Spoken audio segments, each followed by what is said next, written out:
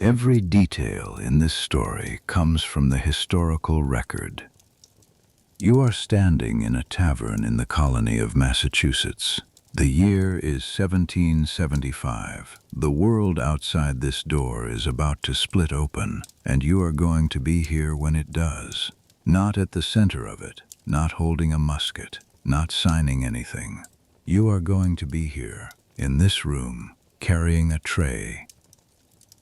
This channel is still new, so if this helps you sleep, please consider subscribing, hitting the like button, and turning on notifications. It means more than you know, and everything you are about to hear is grounded in the historical record. Real places, real conditions, real lives. Just relax and feel free to let this play as you drift off to sleep. Now, let us begin. Your name is Mercy. You are 19 years old.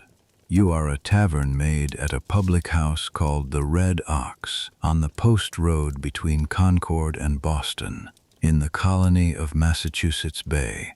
You have worked here since you were 14, when your father's farm failed and there was nothing else to be done. You did not choose this work. It was chosen for you by the way things are, by a season of bad harvests, by a father with more children than acres, by the fact that a girl your age, without a dowry and without connections, has very few doors she is allowed to walk through. This one was open. You walked through it. You sleep in a room off the kitchen with 2 other girls. The room has 1 small window and a wooden floor that was never finished properly, so splinters find you in the night. Your wage is 2 shillings 6 pence a month, plus your meals and your board. This is the standard arrangement. You do not negotiate it, and you are not expected to. The tavern keeper, a man named Elias Fry, is not cruel. He is simply efficient. He knows what labor costs in this colony, and he pays accordingly, which is to say as little as the situation will bear. The Red Ox is not a grand establishment. It is not the Green Dragon in Boston, where the Sons of Liberty hold their meetings in the back room and the conversation goes late into the night. It is a 2-story post-road tavern, the kind that exists to serve travelers, teamsters, and the occasional militia captain. There is a common room on the ground floor, a tap room that doubles as a dining room, a kitchen at the back, and 6 sleeping rooms upstairs for paying guests. There is a stable that can hold 8 horses and a yard where the pigs are kept. You know the layout of this building the way you know your own hands, not by thinking about it, but by having been inside it for 5 years. The colony of Massachusetts in 1775 is a place that has been tightening like a fist for 10 years. You understand this not the way a statesman understands it, not through pamphlets and parliamentary records, but through the way men talk when they have had 2 cups of ale and think a girl carrying dishes is not worth paying attention to. You have heard more politics in this tap room than most people hear in a lifetime. You have heard the name of Samuel Adams said with reverence and with contempt, sometimes by men sitting at the same table. You have heard the intolerable acts discussed, the closing of the port of Boston, the Quartering Act that means soldiers can be placed in private homes, the changes to the Massachusetts Government Act that stripped the colony of its self-governing charter. You have heard men argue about all of it, and you have refilled their cups while they argued, and you have formed your own opinions which you keep to yourself, because a tavern maid's opinions on the affairs of the colony are not something anyone has asked for. The Continental Congress met in Philadelphia last September 1774, and you heard about it the way you hear about most things, in pieces from different men over the course of several weeks. You put the pieces together yourself. The delegates voted to stop importing British goods. The merchants in Boston have been enforcing it with varying degrees of commitment. Some comply, some do not. Fry has been careful. He still has British dry goods behind the bar, but he has stopped making a point of it. It is April. The morning is cold. The last frost has not come yet, which means the ground in the yard is still hard at the edges, and the mud season that turns the post road into a trough of brown water has already started. You know this because you have been outside twice already this morning, once to the well, once to bring feed to the stable, and your boots are coated to the ankle. You are awake before the sun. This is not a choice. This is the shape of every day. The kitchen fire has to be rebuilt each morning, and it is your job to do it. You crouch in front of the hearth in the dark and rake the banked coals forward. Fry's wife showed you how to bank a fire on your first week here, and you have done it correctly every night since, which means every morning there is still something to work with. You lay the kindling across the coals in a crosshatch. First the thinnest pieces, then larger ones over them, and you blow steadily across the ember until the kindling catches. This takes less than 5 minutes when the air is dry. On damp mornings it can take 3 times that. Today is damp. You work carefully. You do not rush it. The kitchen at the Red Ox is the heart of the building. Everything passes through here. Food going out, dishes coming back, water being heated, bread being set, pots being scrubbed. The fireplace is wide enough that you could lay down inside it with your arms stretched, and it needs to be. Cooking for a tavern of this size means multiple pots running at once. The crane swung in and out, dripping fat and steam, the heat building through the morning until the room is genuinely hot even in winter. In summer, the kitchen becomes something close to unbearable. You have learned not to think about summer in April. The fire is going. You hang the first pot of water on the crane and swing it over the flame. This water is for the porridge that will go out to any guests who stayed the night. There are 3 upstairs tonight, a traveling merchant from Newburyport, and 2 men you did not catch the names of. Men in good coats who spoke quietly to Fry when they arrived and were given the back room. You do not ask questions about men in good coats who take the back room. This is something you understood by the end of your first month. The other girl on morning shift is named Hannah. She is 16 and has been here 8 months, and she has not yet learned to be quiet in the kitchen, which means you know exactly where she is at every moment without looking up. She comes in now, dragging her feet, her hair still loose. You hand her the bread paddle without a word. She knows what it means. She goes to the bread box and checks the loaves that were set to rise last night. The bread at the Red Ox is made from rye and corn flour mixed together because wheat flour is expensive. A bushel of wheat in Massachusetts in 1775 costs somewhere between 4 and 5 shillings, and Fry buys rye at roughly half that price. The bread is dense and dark, and it fills the stomach, which is what matters. You have eaten it every day for 5 years. You no longer notice the taste. While the water heats, you begin on the porridge. Oats into the pot, a measure of salt. Water from the bucket that you carried in last night. The measurements are not written down anywhere. You carry them in your hands now, in the way you tilt the canister, in the weight of the ladle.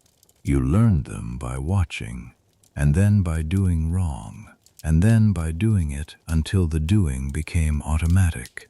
Most of what you know, you learned this way. The house is waking up around you.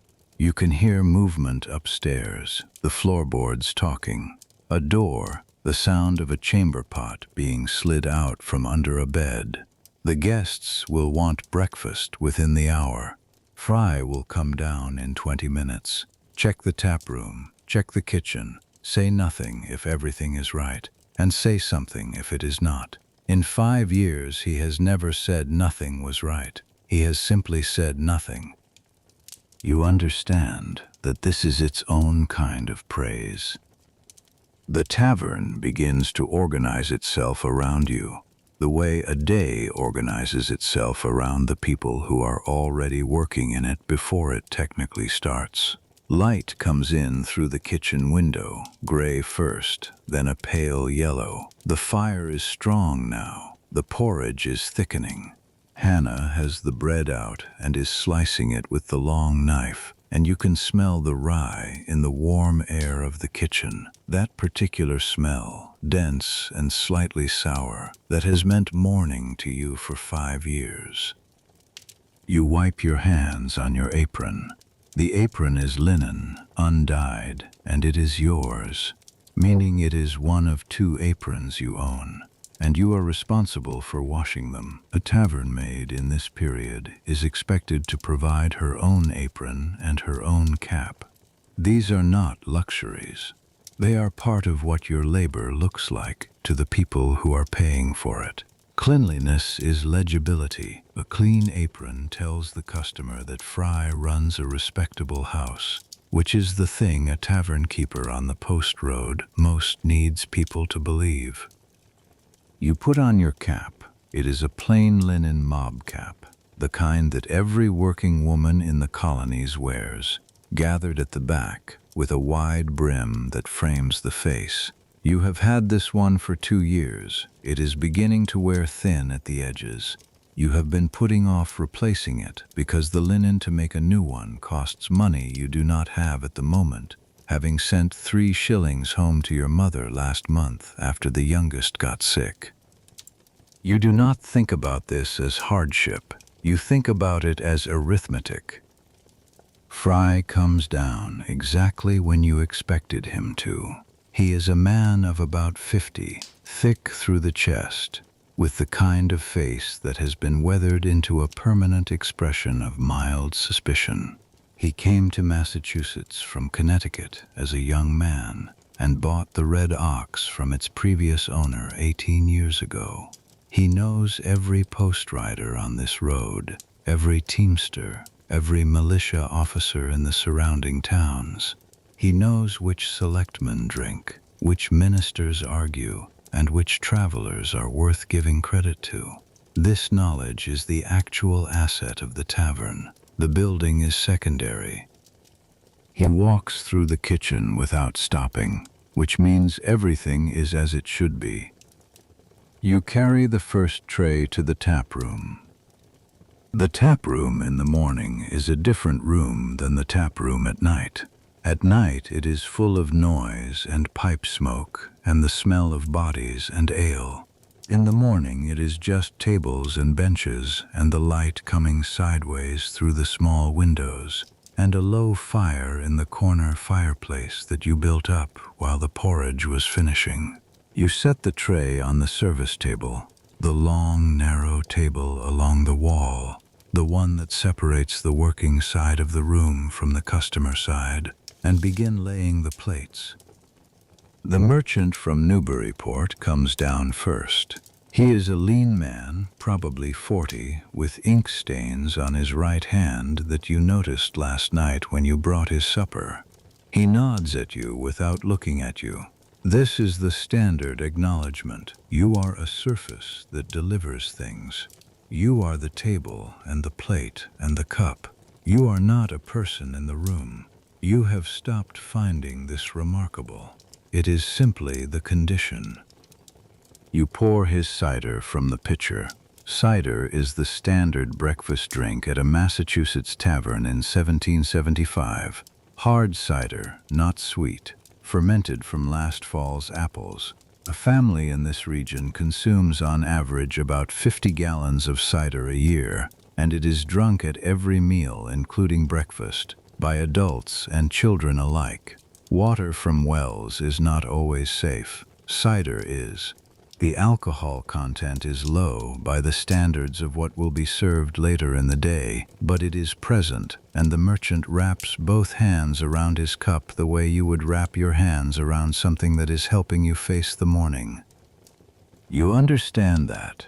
You wrap your hands around things too. The other two men come down together.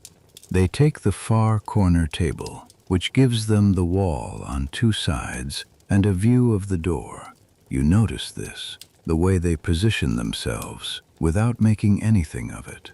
You have seen men choose their seats the way they do in these months, with their backs covered and their eyes open, often enough that it no longer seems unusual. The colony has that quality to it right now, a quality of people sitting where they can see what is coming. You bring them their porridge, you bring them their bread, you refill the cider. One of them looks at you when you set his cup down, not through you, at you. He is perhaps 35, with a serious face and a scar along his jaw that has the particular flatness of an old wound, long healed. "Is Fry about?" he says. "He is, sir," you say. "I'll tell him you're asking." He nods and returns to his companion, and you carry the empty tray back to the kitchen, and you tell Fry, and Fry goes out to the tap room, and you do not hear what they say, because it is not your place to hear it, and because you have more work than you can finish this morning already, and because whatever it is that men in good coats talk about in corner tables in the spring of 1775, it will find its way to you soon enough. Everything does in the end. You are here. You are always here. The kitchen is your world, and the tap room is your world, and the yard with the pigs is your world, and the cold back room where you sleep is your world. 19 years old, 2 shillings 6 a month, a worn cap, and a pair of boots that need resoling. This is the inventory. This is what you have. The morning opens around you, dish by dish, pot by pot, the fire burning down and being fed up again, the light moving slowly across the kitchen floor, the sounds of the road outside beginning, a horse, a cart, voices, as the post road wakes up and starts moving again the way it always does, the way it has for your whole life. The steady pulse of a colony that does not know yet how little time it has left before everything changes. You carry the tray back out. You keep working. The common room fills slowly through the mid-morning. By 9 o'clock there are a handful of local men at the tables, a farmer from the next road over, a tanner whose smell arrives before he does, 2 young men who you think are brothers, and who come in most mornings to talk and drink cider, and not do whatever it is they are supposed to be doing instead. The brothers are loud in the way of young men who are performing being at ease. Too much laughter, too quick. You have noticed in the past month that this quality has intensified in the young men who come here. They are louder and they are tighter at the same time, like a string pulled harder than it should be. The Provincial Congress has been meeting at Concord, just down the road. You know this because the road has been busier than usual. More horses, more men on foot, more messengers passing through. Fry has been turning a better profit than usual. He has not said so, but you can see it in the way he moves, the slight loosening of the permanent suspicion in his face when the room is full. You carry 4 cups of ale to the brothers' table. The brewery that supplies the Red Ox is in Concord, a small operation run by a man named Wheeler, and the ale is brown and full and good. You know this because you drink it sometimes. At the end of a long day, when Fry allows it, which is perhaps once a week, 2 cups is your limit. Not because anyone has imposed it, but because you have learned your own capacity, and you are not interested in being any less sharp than you naturally are. You need everything you have. You set the cups down. One of the brothers, the older one, dark-haired, with a new growth of beard that he keeps touching, looks up at you. "You hear anything last night?" he says. "Hear anything about what?" you say. He glances at his brother, then back at you. "Soldiers," he says, "on the road." You keep your face neutral. This is a skill you have developed over 5 years of carrying food and drink to people who talk as if you are furniture. You have learned to receive information without visibly receiving it. It is its own kind of work. "I didn't hear anything," you say. "You want anything else?" He shakes his head and turns back to his brother, and they drop their voices, and you carry the empty tray back to the bar. But you heard what he said. Soldiers on the road. You have seen the British regulars before, of course. You live on the post road between Concord and Boston, which means you have seen them many times in the past year as the tensions have tightened. The redcoats moving in their columns, the sound of boots on the packed dirt, the officers on horseback. They stop here sometimes. They are customers like any other customers, technically, which is to say Fry serves them and they pay, and you bring them what they order, and no one says anything that the room cannot hear. But it has been different lately. The stops are shorter. The questions are more specific. Men ask about roads, about distances, about which farms are which. You answer what you know, and you say you don't know what you don't, and you keep moving, because keeping moving is the thing that keeps you safe. You take a cloth to the bar and begin wiping it down. The morning crowd will thin by 10 and pick up again at noon. The post rider is due sometime before midday, which usually brings a small surge, men waiting for news. Men who know the post rider and want to talk to him before he moves on. The post rider's name is Thomas, and he is perhaps 23, and he is one of the few people you have a genuine conversation with, because Thomas talks to everyone the way you would want to be talked to, which is as if they are actually present. He will sit at the end of the bar and drink his half cup of cider and tell you what is moving on the road. Not secrets, just what he sees, which lately has been more than usual. You are thinking about what the dark-haired brother said. Soldiers on the road. You wring out the cloth over the bucket under the bar and fold it over the edge. Fry comes back from the tap room and steps behind the bar beside you. He does not look at you. He picks up the ledger from under the bar and opens it and runs his eye down the page. He closes it again.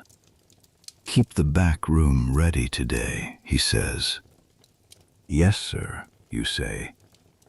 He means fresh water, clean towels on the peg, the fire laid but not lit.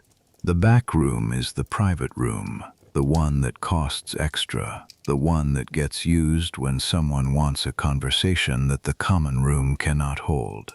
You have set that room up dozens of times without knowing what it was for. Today you set it up without asking. You fill the water pitcher from the kitchen bucket and carry it to the back room. The back room is small, a table, 4 chairs, a window that looks onto the side yard. You set the pitcher on the table. You straighten the chairs. You lay the fire in the small hearth, kindling over paper, logs over kindling, everything ready. You do not light it. You stand for a moment in the small, cold room and look at the window. The yard outside is empty. A chicken is picking at the hard ground near the fence. The sky above the roofline is a flat white, the kind of sky that holds the cold in rather than letting it go. and the light it throws over everything is even and gray and somehow very clear, the way a cold April sky can be clear without being bright. You do not know what is coming, not specifically, not yet. But you have been in this room long enough, on this road long enough, listening long enough, to know that the tightness in the air is not going to last much longer. Something is going to give. Things that are pulled this tight always do. You go back to the kitchen. Hannah is at the work table, grinding spices with the stone mortar. She looks up at you. "Thomas is coming," she says. "Saw him from the window." You nod and untie your apron to shake it out, and tie it again, and push open the door to the tap room. The day is beginning in earnest now. The fire is right, the room is right, the bar is right. Your hands know what to do before you think about it. You move through the room, and you are invisible, and you are everywhere at once. And the morning of April 18th, 1775, turns around you like a wheel around its axle. And you keep moving. You keep moving. Thomas arrives at 10:15.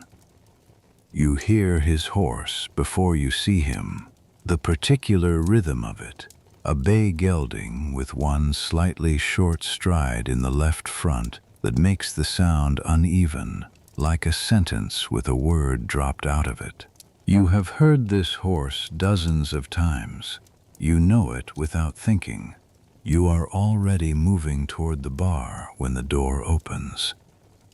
Thomas comes in with the post bag over his shoulder and the cold of the road still on him, the color in his face, the way his coat is damp at the shoulders.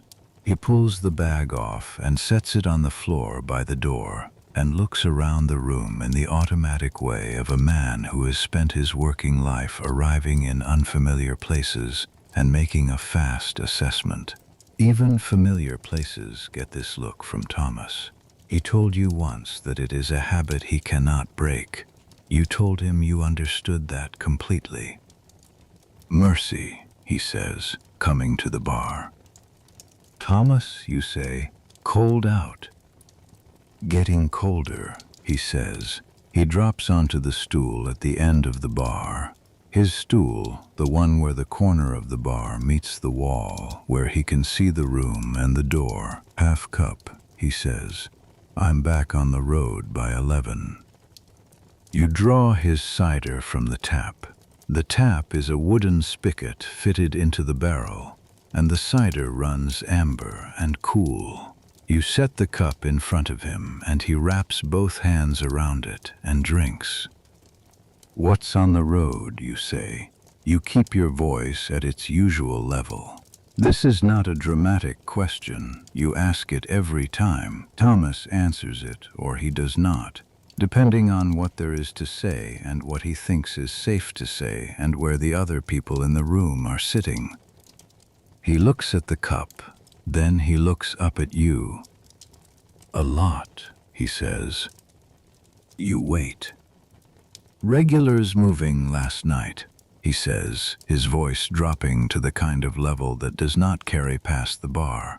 "Not the usual patrols. Column, moving west." "Concord Road," you say. He nods. You feel something move through you. Not fear exactly, or not only fear, but a kind of clarification, the way the air clarifies before a storm, when the pressure changes and everything sharpens. The dark-haired brothers question. The men in the back room. Fry's instruction to keep it ready. The pieces have been there all morning, and now they arrange themselves. "How many?" you say. "I didn't count," he says. "More than I'd want to see in one place." He drinks his cider. "People should stay indoors tonight." "People who work in taverns don't have that option," you say. He looks at you for a moment and then nods. because he knows you are right, and there is nothing to say about it. This is the reality of your position in this year and this colony. You are not a patriot in the way the pamphlets describe it, not a person with a political stance and a decision to make. You are a person who works in a tavern on the post road, and the tavern is going to be here tomorrow and the week after, regardless of what armies march past it, and so are you, because you have nowhere else to be and no other way to eat. Your survival is not on the side of any argument. Your survival is simply itself. Thomas finishes his cider and stands and puts 2 coins on the bar, a penny and a halfpenny, which is the usual price for a single serving of cider at a tavern of this grade in Massachusetts in 1775. A full quart of ale from the barrel costs 3 pence. A bowl of stew is 2 pence. The economics of a post-road tavern are not complicated, but they are exact, and Fry knows every price in this room down to the last farthing, and so do you. Be careful, Thomas says. You too, you say. He picks up his bag and goes out, and the door closes behind him, and you stand at the bar for a moment looking at the 2 coins. Soldiers moving west. Concord is 6 miles down this road. You have never been there. You have never been further from the Red Ox than the village center, which is a 1/4 mile away. Your world is this building, this road, this kitchen, these rooms. But you know the road the way anyone knows the route they walk every day, even if they only walk one small piece of it. Concord is west. Boston is east. The regulars moved west last night. You pick up the coins and put them in the till. The morning moves on. By 11, the common room has the usual late morning character, quieter than the breakfast rush, not yet the midday crowd. The farmer and the tanner have gone. The brothers are still there, and they have been joined by a 3rd man, older, wearing a militia coat that is not quite a uniform, but is not quite a civilian coat either. He has a long rifle leaned against the wall beside his chair. In Massachusetts in 1775, a man with a long rifle in a tavern is not a remarkable sight. The colony has been under a state of heightened readiness. The minute men, the militia companies drilling on village greens for months. The Provincial Congress passed resolutions last October establishing a system of alarm riders, a network of men who could spread news across the colony within hours. Paul Revere is one of them. There are dozens of others. The system exists because the colony has been expecting that something like this morning might arrive. You carry a plate of bread and cold meat to the table where the militiaman is sitting. He looks up at you with the kind of focused distraction of a man whose mind is already somewhere else. "Much obliged," he says. "Is there anything else?" you say. He shakes his head. Then he looks at you directly, the way the man in the corner looked at you this morning, actually seeing you rather than looking past you. "You heard anything unusual this morning?" he says. "Riders, traffic?" You consider this for a moment. Not long, but a moment. "The post rider came through," you say. "He said there was movement on the road last night. He didn't say more than that." The militiaman nods slowly. He cuts a piece of the bread with his knife and chews it and does not say anything else, and you take that as your release and go back to the bar. You have just passed information along. You know that. You are aware of it the way you are aware of the weight of the tray in your hand. Not morally, not politically, just as a fact of what is happening. The man asked. You answered. What he does with it is not something you can control or are responsible for.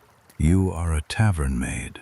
You hear things, and then people ask you what you heard, and then they do things with what you tell them, and the consequences of those things arrive in rooms you are not in. This is how the world works, as near as you can tell. You are not in this for the politics. You are in this because you have been in this room every day for 5 years, and the politics are happening around you whether you are in them or not. Back in the kitchen, you begin the preparation for the midday meal. The tavern serves a dinner at noon. In the 1770s, dinner is the midday meal, and supper is the lighter meal in the evening. Today's dinner is a pottage with salt pork, root vegetables, and dried peas. The salt pork has been in the pot since early morning, slowly giving up its fat and its salt into the broth. You add the turnips, which you cut yesterday and left in water overnight, and the dried peas, which have been soaking since last night. The whole pot is already smelling of it. That deep, saline, fatty smell that means a long, slow cook. The smell that tells a working person's body that something sustaining is coming. Salt pork is a preserved meat, packed in barrels of brine, and it is the primary meat protein for most ordinary people in colonial New England during the winter and spring, when fresh meat is scarce.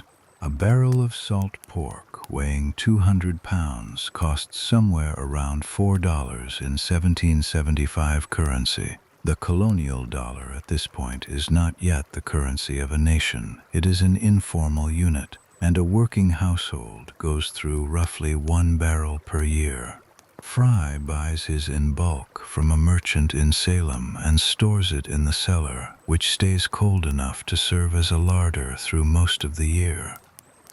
You stir the pottage and adjust the crane to move the pot slightly off the direct heat.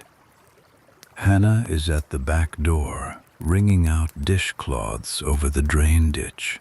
You can see her from here, her arms bare to the elbow in the cold, her face turned away. She is a good worker, Hannah, quicker than she seems. She has not yet learned to be quiet, but she has learned to be careful, which is more important. You hear the back door of the yard open and close. One of the stable boys, a boy of 13 named Ezra, who came with the Fry family from Connecticut and has never lived anywhere else, comes through the yard with a bucket. He catches your eye through the window. You go to the back door. "Someone came to the stable," he says. He keeps his voice very low, with the intensity of a boy who understands that what he is saying matters. "2 men. They asked about the road to Lexington." "Did they leave?" you say. "Went around the front," he says. You nod. "Go back to the stable," you say. "If anyone else comes to the yard asking about roads, come and find me." He looks at you with the clear eyes of a 13-year-old who is in the middle of something and knows it and is not sure whether to be afraid or excited. You have felt that exact feeling before. You remember the first time you understood that the world was larger and more dangerous than the room you were standing in. "Go on," you say gently. He goes. You go back to the pot and stir it again. Lexington is 4 miles east, between here and Boston. A man asking the way to Lexington from this tavern on this morning is a piece of information that you now carry inside you, along with Thomas's words about a column moving west last night, along with the men in the back room, along with the militiaman's long rifle leaned against the wall. You do not know what any of this means specifically.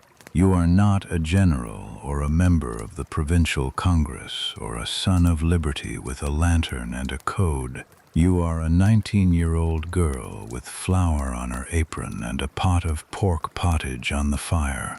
But you are also a person who has been paying attention for 5 years, and attention is not nothing. Attention is in fact almost everything. The midday hour arrives with the sound of horses. 4 of them coming up the road at a pace that is faster than travel, but slower than urgency. The particular gait of men who are moving with purpose, but have not yet broken into the full urgency of crisis. You hear them from the kitchen, and you come to the tap room door to look, which is what everyone in the tap room is doing at that moment. Fry behind the bar, the brothers at their table, the militiaman, a new couple who came in 20 minutes ago. The 4 riders pass without stopping, but you see them clearly through the small window beside the door. 4 men, not in uniform, but dressed alike in the way of people who are coordinated. Dark coats, horses that have been ridden hard. You see the face of the nearest one, a young man with pale hair, and the expression on his face is the expression of someone who already knows what he is riding toward, and has already decided to ride toward it anyway. The room breathes again when they are gone. The militiaman pushes back from his table. He puts his hat on and picks up his rifle. He puts coins on the table without counting them, which means he did not eat all of his meal, because a man who has decided to leave in a hurry does not eat all of his meal. He looks at Fry. "God keep you," he says. "And you," says Fry. The man goes out. The brothers look at each other. The older one stands up. The younger one, a beat behind but following, stands up after him. They put their hats on. They do not say anything to anyone. They go out the door after the militiaman. The new couple at their table stares at the door. You bring them their ale. You put it on the table in front of them, and the woman, perhaps 40, with a round, kind face that is currently arranged in an expression of concentrated worry, looks up at you. "What is happening?" she says. You look at her. You look at her husband, a heavy-set man with a merchant's clothes and a merchant's careful, calculating eyes. "I don't know exactly," you say, which is true. You know pieces. You do not know the whole. "Is it safe to travel?" she says. "I don't know," you say again. "I would speak to the innkeeper about that." You go back to the bar. Fry is already moving toward them, because Fry, whatever else he is, understands that information management is part of what a tavern keeper does. He will tell them what he thinks is safe for them to hear and what is safe for the house's interests, and those 2 things are usually close enough to the same thing that nobody has to draw a distinction. You go to the kitchen. The pottage is ready. You begin ladling it into the serving bowls, deep pottery bowls, unglazed on the outside, smooth inside, that have been in this kitchen longer than you have. Each bowl holds roughly a pint of pottage. You set them on the tray, 4 at a time. You carry them out. You come back for more. This is the work. Whatever is happening on the road outside, whatever it is moving toward on this particular morning, in this particular April. The midday meal is ready, and the people who are still in the room are going to eat it. That is the logic of your day. It does not pause for politics. It does not pause for armies. It moves in the rhythm of fire and pot and tray and table, the same rhythm it has moved in every day. And you move inside it, and inside it you are contained, and inside that containment you are, despite everything, all right. You put the bowl in front of the merchant's wife. She looks at it. She looks at you. Something in her face shifts. The worry does not leave. but something else comes into it, something like gratitude or recognition, the recognition of one person by another, across the gap of the world they are in. "Thank you," she says. You nod. You go back to the kitchen. The afternoon will be long. The tap room empties and fills again through the midday and into the early afternoon. The mood of the room shifts by the hour. At noon it is anxious, the energy of people who are waiting for something and do not know exactly what. By 1 o'clock the anxiety has given way to something more focused. Men coming in who have clearly been talking to each other out on the road, sharing information, triangulating. You catch pieces of it: a name, Barrett; a location, the North Bridge; a word that recurs, spoken in different voices, at different volumes, like a word that is learning to mean something specific in real time. Lexington. You file it away. You carry dishes, you refill cups, you clean the bar between waves of customers, the cloth making slow circles on the worn wood. The wood of this bar is black with years of use, with the absorbed fat of 1,000 hands and the stain of 1,000 cups, and it is smooth in the way that only comes from years of friction. And you know every inch of it the way you know the geography of a place you have lived your whole life. The kitchen fire burns through the afternoon on your attention, a low, steady thing that needs feeding every hour. A log pushed in, the crane adjusted, the pot checked. The salt pork in the evening stew needs less time than the midday pottage. You start it at 2. Which gives you 3 hours before supper service begins. You have the timing in your body now, the internal clock that every cook develops, the sense of how long things take that does not need a watch to function. Clocks are expensive in colonial Massachusetts. A good bracket clock, the kind you would find on the mantel in a prosperous household, costs £4 to £6. Fry has one in his private room. The kitchen runs on light and smell and the color of things. The bread in the second bake is coming out brown and right. You set the loaves on the rack to cool. Hannah comes in from the tap room. "Man asking for you," she says. You look at her. "By name?" "By description," she says. "Young woman, dark hair. Been here a while." That narrows it to you, essentially. There are not many other candidates. You wipe your hands and go out. The man is at the bar. He is perhaps 50, wide-shouldered, with a face that has been outdoors its entire life. He is not wearing a coat, which means he came from nearby. He has a folded piece of paper in his left hand, and he is holding it with a kind of casual care, the care of something that matters, but that you do not want to look like it matters. He looks at you, and then he looks around the room, a quick sweep. "Fry about?" he says. "I can find him," you say. "No need," he says. He sets the folded paper on the bar and puts his hand on it for a moment, then lifts his hand. "See, this gets to the man who came in this morning, came with a companion, back room." You look at the paper. You look at the man. "I can do that," you say. He nods. He turns and walks out. You stand at the bar with the folded paper in front of you. You do not open it.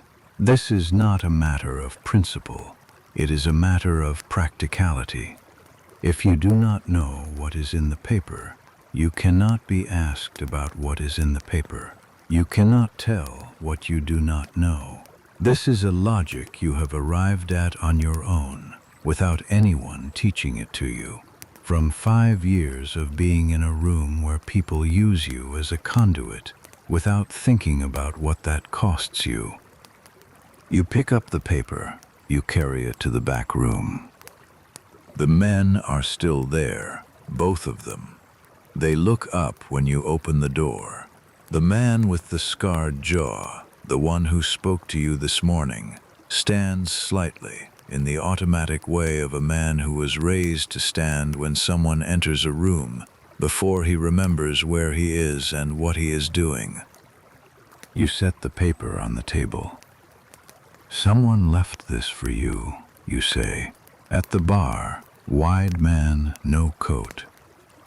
Scarjaw looks at his companion. Then he picks up the paper. He reads it. His face does not change, which is itself a kind of change. "Thank you," he says. "Shall I bring you anything?" you say. "No," he says. "Thank you. Leave us." You leave them.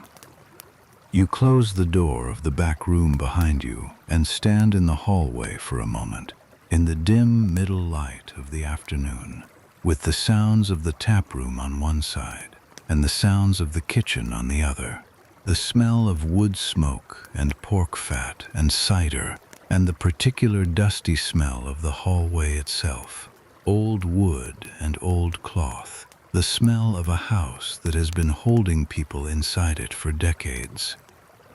You think about tonight. You think about the soldiers Thomas described, a column moving west. You think about Lexington and Concord and the roads between them. You think about the militiaman's rifle and the brothers standing up from their table and the riders who passed without stopping, their faces set with that particular expression of a person already committed to the direction they are moving. You think about what comes next, not as a political question, but as a practical one. If there is fighting on the roads tonight, the tavern will have injured men in it by morning.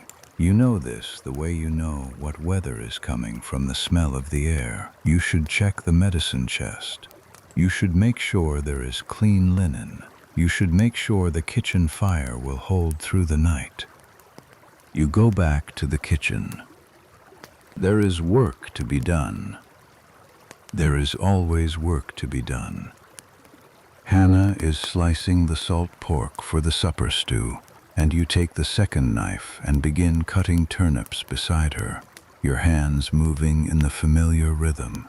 And the kitchen is warm and smells of the long work of the day, and outside the window the April afternoon is going gray and the cold is building again, the way it does before dark. You cut the turnips into pieces the size of your thumb. You add them to the pot. You do not speak. You work. The afternoon light comes through the taproom windows at a low angle now, the kind of light that does not warm anything it touches, that only marks the time passing. You know this light. It means 3 o'clock, give or take. It means 2 hours until supper service, and the kitchen still has work in it, and the taproom needs the floor swept before the evening crowd arrives. You take the broom from its peg by the kitchen door and bring it into the taproom. Sweeping a tavern floor is not a simple task. The floor at the Red Ox is wide plank pine, and it is covered each morning with a fresh layer of sand, which is the standard practice in a colonial tavern of this period. The sand serves as a cleaning agent. It absorbs spilled ale, tobacco ash, and the mud tracked in from the road, and it is swept up and replaced once a day in the early evening before the night crowd comes. A clean floor of white sand tells a customer that this is a well-run house. A dirty floor tells a customer something else, something that is bad for business. You push the broom across the boards in long strokes, gathering the day's sand into a drift along the wall. The sand is dark now, wet in places, carrying the smell of ale and wood smoke and the particular cold mud smell of the road that has been coming through the door all day. You sweep it into the corner and take the shovel from beside the hearth and scoop it out. The man who delivers sand to the Red Ox is a laborer from the village who brings it in a cart once a week, a bushel at a time, from the riverbed at the bottom of the hill. Fry pays him 3 pennies a bushel. You do not know how many bushels a week the floor requires because you have never had to order it, but you know what the rhythm of it looks like from the inside. The weekly cart, the spreading of fresh sand in the morning, the sweeping at the close of day. You put down the fresh sand now from the bucket by the door. It goes down in a thin, even coat, pale and slightly damp, and the room smells cleaner immediately, the way a room smells when you have done the thing that needed doing. Fry comes through the tap room while you are doing this. He stops. "Backroom men are staying the night," he says. "Put them in the room at the end." "Yes, sir," you say. "And they'll want supper brought up." You nod. You do not ask why they are not eating in the tap room. You already know. He goes back behind the bar. You finish the floor. The backroom men staying the night changes the math of your evening. It means you need to carry their supper upstairs instead of to the common table, which means one more trip up the stairs, which does not sound like much, but which, at the end of a day that started before dawn, is the kind of arithmetic the body keeps its own accounts on. You think about the stairs, and you think about the tray, and you calculate the evening in your mind the way you do every evening, slotting the tasks into the available time the way you would slot logs into a fire, efficiently, with attention to what burns how long. In the room off the kitchen where you sleep, your other apron is hanging on the peg by the door. You put it on over the one you are wearing because the first one has taken enough of the day that the second one over it is the cleaner-looking choice for the supper service. This is the logic of 2 aprons. You have explained this to Hannah, who did not understand at first, and who now does. You go back to the kitchen. The supper stew has been going for 3 hours. You lift the lid and stir it and taste it from the wooden spoon. Salt, fat, the softened sweetness of the turnips, the thick body of the dried peas that have broken down into the broth. It needs nothing. You put the lid back. In a tavern kitchen of this period, the cook, which in a small establishment like the Red Ox is not a titled position but simply whoever does the cooking, which on most days means you, works within a very limited repertoire. You rotate through perhaps a dozen dishes across the week: pottage, stew, roasted meat when there is meat to roast, salt fish on Fridays, baked beans on Saturday, a pie when there is time and flour to spare. The variety comes from the ingredients, not from invention. The same techniques repeated. You have cooked this stew perhaps 200 times. You know exactly what it is going to taste like before you taste it. This is not tedium, it is competence. There is a difference, and you know it because you have seen what happens when competence is absent. The burned pots, the ruined bread, the customers who do not come back. Competence is the thing that holds the day together.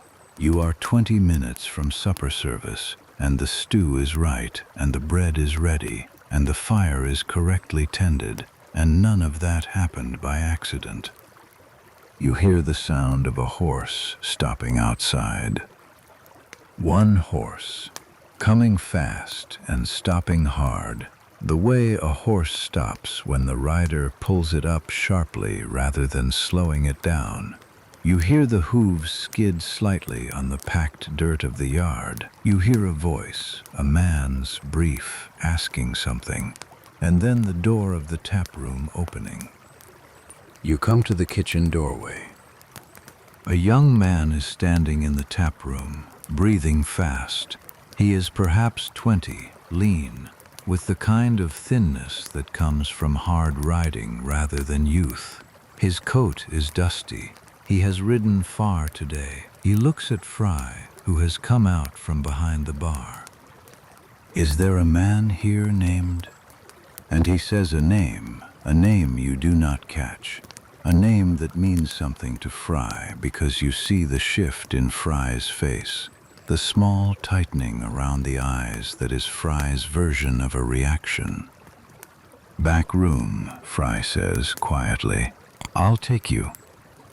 He does not look at you. You go back to the kitchen. You stir the stew, you check the bread. You do not think about what you heard, or rather, you think about it the way you think about everything you hear in this place. You file it, you hold it, you do not act on it, and you do not repeat it. The young man with the dusty coat is someone's messenger.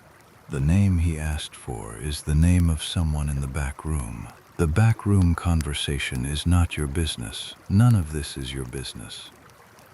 And yet you are the one who has been standing in the middle of it all day. This is the other side of invisibility. Because you are a surface, because men talk as though you are a table or a wall, you hear everything. The cost of being overlooked is that you are always in the room. You carry it, and you carry it, and you carry it, and you do not put it down because there is nowhere to put it, and you keep working. Hannah comes in and looks at you with the expression she gets when something has happened and she wants to ask about it. "Don't," you say. She closes her mouth. She picks up a pot. She starts working. Good girl. Supper service begins at 5. The evening crowd at the Red Ox is different from the day crowd. The day crowd is travelers, working men, people passing through. The evening crowd is locals, the farmers and artisans and small merchants of the surrounding parish, men who have come to the tavern after the day's work because the tavern is where men go, in this colony, in this century, when the day's work is done. It is the public house in the full sense. The place where the public gathers, where news is exchanged, where arguments are made and lost, where the political temperature of the community is taken daily by whoever is paying attention. You are always paying attention. The tap room fills between 5 and 6. You count 7 men at the tables by the time the light outside has gone fully gray. There is a schoolmaster from the village, a spare, precise man named Goodwin who always drinks exactly 2 cups and never a third. There is a cooper, a man of about 40 with arms like a ship's rope, who comes in 3 nights a week and talks at length to whoever is willing to listen. There are 2 men you recognize as members of the local committee of correspondence, the network of colonial political committees that coordinates between towns, that shares information, that has been the organizational backbone of the resistance movement in Massachusetts for 3 years. You know they are members of this committee not because they have told you, but because you have been listening. The Committee of Correspondence in Massachusetts grew out of Samuel Adams's work in 1772 and spread across the colony within a year. By 1775, there are committees in virtually every town in Massachusetts, a web of communication that functions as a parallel political infrastructure outside and beside the official colonial government. These men drink their ale and talk about roads and crops and weather, and also, in the lower register, about things that move along that web. You bring them their cups, and you say nothing, and you hear everything. Tonight they are talking about Concord. Not loudly, not in the open, but you catch it in pieces, the way you always catch things. A word here, a name there, a sentence that runs into quiet when you come close and picks up again when you move away. The word stores, meaning the military supplies that the Provincial Congress has been accumulating at Concord, the powder and the cannon and the muskets. The name of a man, Colonel Barrett, who lives near the North Bridge and has been one of the principal organizers of the Patriot military supply effort. The phrase tonight and the phrase they know. You carry the stew out. You carry the bread out. You refill the cups. They know. The regulars know about the stores at Concord. That is what the column last night was about. That is what the riders this afternoon were about. The whole day, the men in the back room, the messenger with the dusty coat, the militiaman with his rifle, the brothers who stood up and left, has been a single continuous response to the same piece of information, a piece of information that has been moving across this colony like a fire along a fuse, and you have been standing in the middle of it carrying soup. The schoolmaster Goodwin looks up at you when you refill his cup. "What do you hear?" he says. It is a habit of his. He asks you this the way some men ask the weather, as a formality that he nonetheless means. "I hear the road was busy last night," you say, "and today." He nods slowly. He wraps his hands around the cup. "It will be busier tomorrow," he says. He says it quietly, to his cup more than to you, and you take it and carry it away with you the way you carry everything. The evening deepens. You carry the tray to the upstairs room for the back room men. You knock. The scarred man opens the door. The young messenger from this afternoon is in the room now, the fourth person at the table. They have a candle burning and a map spread on the table, which they fold as you enter, the quick, practiced fold of men who have folded this map before. You set down the tray. Stew, bread, 2 cups of ale, a pitcher. "Thank you," says the scarred man. He is looking at you with that same quality of actually seeing you, of recognizing that you are a person rather than a mechanism. You have been running all day. "It is a tavern," you say. "That's what days are." Something that is almost a smile crosses his face. "What's your name?" he says. You tell him. "Mercy," he says, as if he is testing the weight of it. "Are you all right? Do you understand what may be happening tonight?" You look at him. You look at the folded map on the table. You look at the young messenger who is eating bread with the focused efficiency of someone who has not eaten since morning. "I think soldiers are going to try to reach Concord tonight," you say. "I think people are trying to stop them or warn about them. I think whatever happens, I'll be here in the morning and there will be work to do." The scarred man looks at you for a moment. He nods. "Stay indoors tonight if you can," he says. "Yes, sir," you say. You take the empty tray and go out and close the door. In the hallway, you stand still for a moment. The candle you carried upstairs is in your hand, and its small flame is the only light in the hall, and the whole house is gathered around you in the dark, breathing. You think about what he said, "Stay indoors tonight." You think, where else would I be? You go back downstairs. The tap room has thinned by 8 o'clock. The committeemen have gone. The schoolmaster has gone. The cooper is still there, his third cup in front of him, despite the rule of 2, talking to a man you do not recognize, a man who arrived an hour ago and sat alone and ate quickly and has now, you notice, positioned himself at the end of the bar with his back to the wall and his coat still on. Coat still on means ready to leave. Ready to leave quickly. You wipe the bar. You check the fire. You collect the empty plates from the cleared tables and stack them by the kitchen door. The work of the evening close is the same as it always is. Dishes in, fresh water heated for the washing, the bar wiped down, the fire banked for the night, the sand not replaced until morning. Your body moves through it without consulting your mind. You have done it so many times that the sequence runs itself.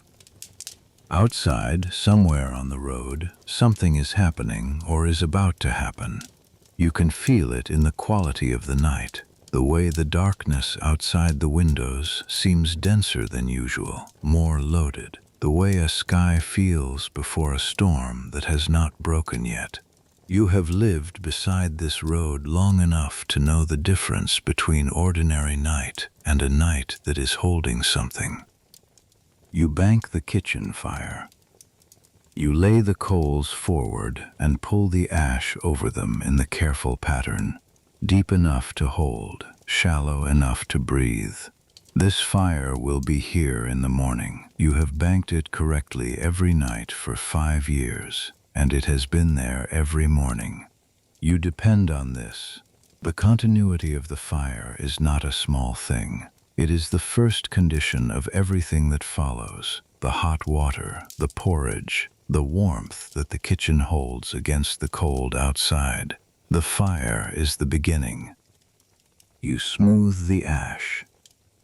Hannah has already gone to the sleeping room. You can hear her through the thin wall, the small sounds of someone settling into sleep. You envy her this. Not her circumstances, which are not much better than yours, but her particular gift for putting the day down when the day is over, for closing the lid on whatever the hours have contained and sleeping through it. You are not built that way. You take your candle and go to the sleeping room and sit on the edge of your pallet and take your boots off. The boots are resoled with a piece of leather that you cut yourself from a scrap Fry gave you, and they are not elegant, but they hold. You flex your feet. You have been on them since before 4 in the morning, 14, 15 hours. This is a normal day. You lie down in your clothes, as you always do in April, when the nights are still cold enough that undressing is an invitation to shivering that you cannot afford. The blanket is wool, coarse, dense, slightly scratchy, the kind of blanket that is made to last rather than to be comfortable. You pull it to your chin. The room is small, and the ceiling is close, and the splinter floor is beneath your pallet. And outside the single small window, the night is still and cold, and somewhere out there the fuse is still burning. You close your eyes. You do not sleep immediately. You lie in the dark, and your body is tired in the deep way of real physical work, not the vague tiredness of sitting, but the specific tiredness of having used yourself completely every hour without stopping. Your feet ache, your shoulders ache. Your hands have the flat, permanent ache of hands that are in cold water and hot water alternately, all day, every day. 2 shillings, 6pence a month. You count it in your head, the way you do sometimes. It is not enough to save. It is enough to live on, which is to say it is enough to maintain the conditions of your own labor. Your aprons, your boots, your board, your mother's 3 shillings every few months. The small arithmetic of a life that fits in one hand. You are not angry about this, or you are, somewhere, in the way that a low fire is always burning somewhere in a house. But it is not what you are feeling right now. What you are feeling right now is the plain fact of your body in this room. Tired and present and held by the wool blanket, and the plain fact of the day you have just moved through. The day has been a particular kind of day, You know this. You will not forget it. You close your eyes more firmly. Outside, the road is quiet. For now, it is quiet. You breathe slowly, and the room breathes with you, and Hannah makes a small sound in her sleep beside you, and the fire in the kitchen is banked and holding, and the house settles around all of you. The sleeping guests, the cooling kitchen, the empty tap room with its fresh swept floor, and the low ember behind the hearth grate. You let the tiredness have you. The ceiling is low above you, and your eyes are heavy, and the wool blanket is scratchy and warm, and outside the night is cold and full of something you cannot name yet. And you are 19 years old in a house on a road in a colony that is about to become something it has never been before. But that is tomorrow. Tonight you are here, in this room, in this dark, with your boots off and your blanket pulled up, and the day is done, and you did it, and it held together, and the fire is banked, and you let your breathing slow, and the sounds of the house come loose and drift, and the cold outside and the warmth inside find the balance they always find, and you go, slowly, down into the dark. Down, down, into the quiet of it. Let it hold you. The night is long, and you are in it, and you are all right. You wake before the sound fully becomes a sound. It is that kind of waking, not the gradual surfacing of ordinary sleep, but the sudden, specific alertness of a body that has learned to register the road. You are sitting up before you know you are awake, the blanket around your shoulders, the room still dark, and the sound outside is coming into clarity. Horses, more than one, moving fast. Then another sound, further off, that you are not certain of, that your mind turns over quietly and arrives at an answer for, and the answer is not thunder. Hannah is awake beside you. You can hear her breathing change. Stay here, you say. You put your boots on in the dark. Your fingers find the laces without needing light. You have put these boots on in the dark many times. You stand and take your candle from the shelf and go to the kitchen to light it from the banked coals. And the coals are there because they are always there, because you made sure of it. The kitchen is cold, the deep cold of a fire that has been asleep for hours. You light the candle off the coals and hold it up and look at the window. The sky outside is still dark, but not the dense dark of the middle of the night. It is the thinning dark before dawn. It is somewhere past 3 in the morning, you think, perhaps closer to 4. You hear the sound again, from further away now, or a different sound. Hard to tell. You go to the tap room. The tap room is empty and cold, the fire fully out, the room holding the day's smells in the cold air, ale and smoke, and the sand on the floor. You go to the window that faces the road and look out. The road is not empty. There are men on it, moving on foot in the direction of Concord, at the quick walk of men who are going somewhere with urgency but without enough time to run. You cannot see their faces. You see their shapes in the last dark, the outline of a coat, the faint glint of something metal, a musket or a rifle carried across the chest or at the shoulder. You count 7, 8, then a gap, then 3 more. Minutemen. You know this without question.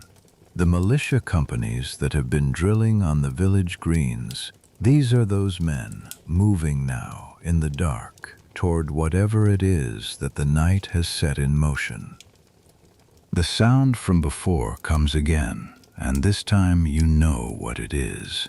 It is distant, miles away, to the east toward Lexington, but clear. The crack of a musket shot, then a pause, then several more, rapid, overlapping. The kind of overlap that is not hunting and is not target practice. That is the sound of men firing at each other. Your hands are steady on the windowsill. You notice this. Your hands are steady and your breathing is steady, and inside you there is something that is very still, the way a deep, cold river is still at the surface even when it is moving fast underneath. You go back to the kitchen.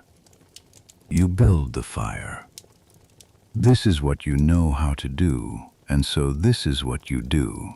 Kindling forward from the coal, coaxed into flame, fed up carefully, the crane swung in place. The first pot of water hung. Your hands move through the sequence, and the fire responds, and the kitchen begins, slowly, to come back to life. The light grows. The cold begins, very slowly, to lift. Fry is on the stairs. You hear him. The third step from the bottom has a particular sound, a lower creak than the others, and you know it well enough to identify him by it. He comes into the kitchen.